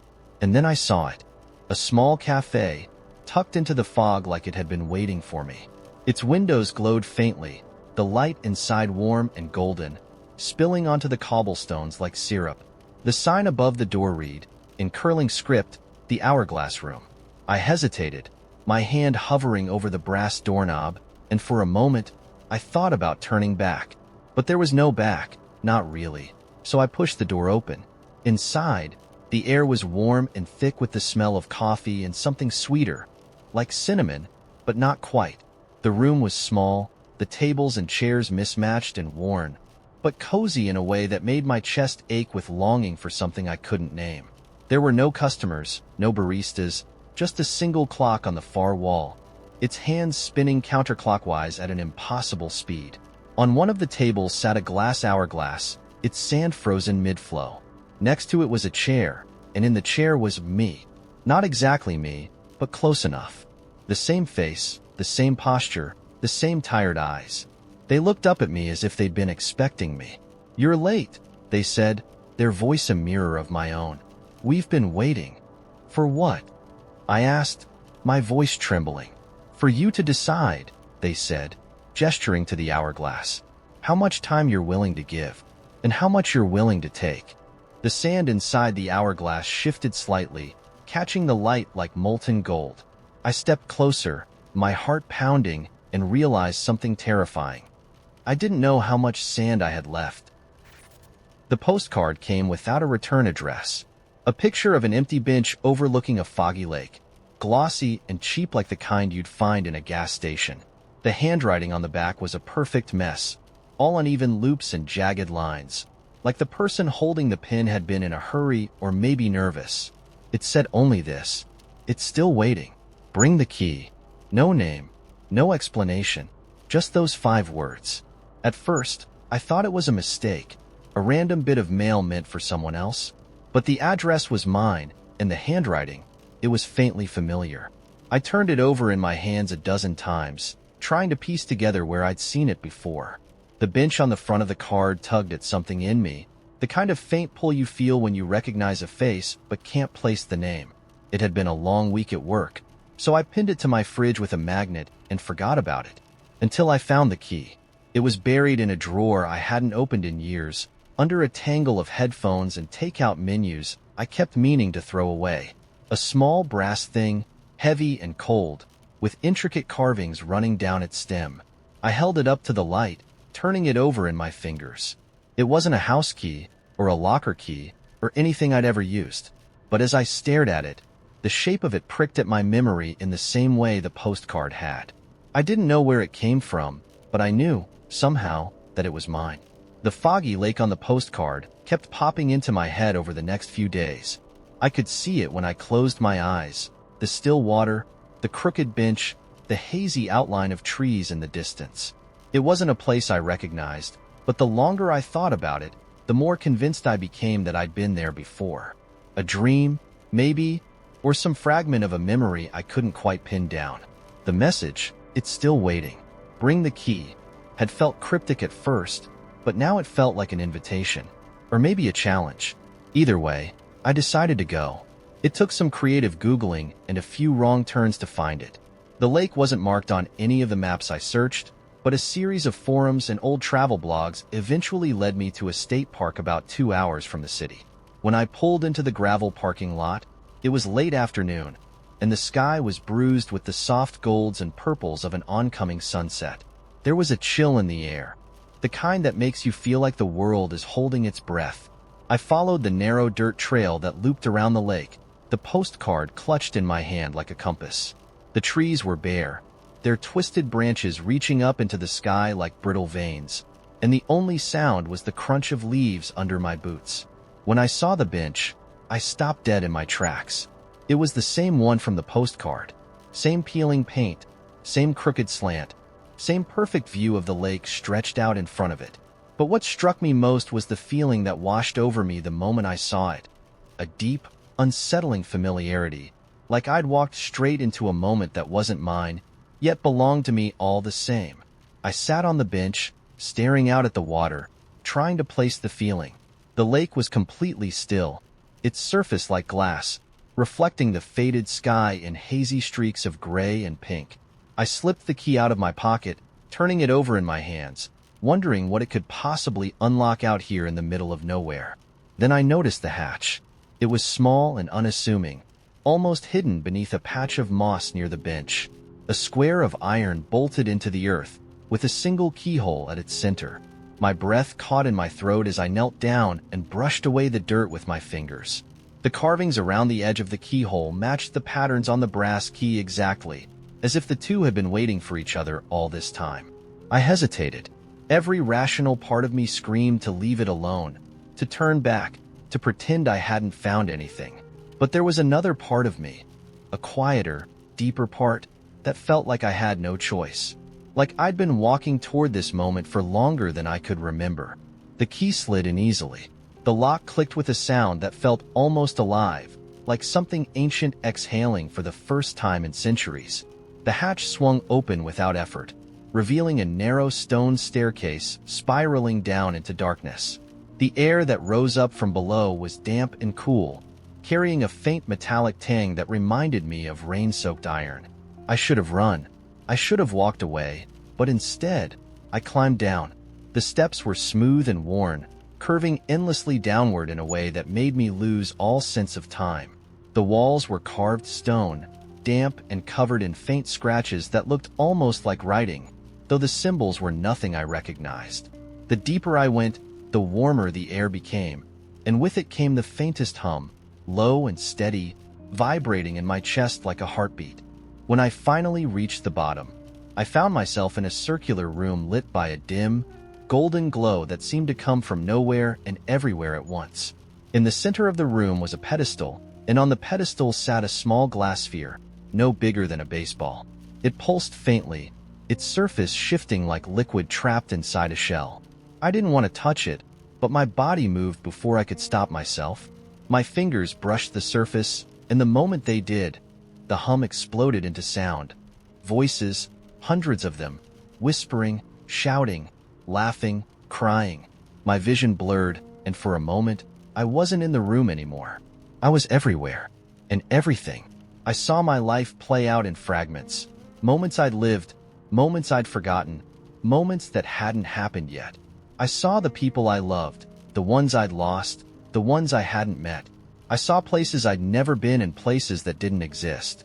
It was all there, all at once, too much and not enough, folding in on itself like a story without a beginning or an end. And then I was back, standing in the circular room, the sphere pulsing faintly in my hands. The whispers had faded, replaced by a deep, deafening silence. I don't remember climbing back up the stairs or walking to my car. I don't remember driving home. All I know is that the sphere is still sitting on my desk as I write this. Its glow faint but steady. I haven't touched it since, but sometimes, late at night, I can hear the hum again, low and distant, like it's waiting for me to finish something I don't yet understand. Have you ever stumbled into something that felt like it shouldn't exist but somehow does? Something that feels like it belongs to you, even if you don't know why?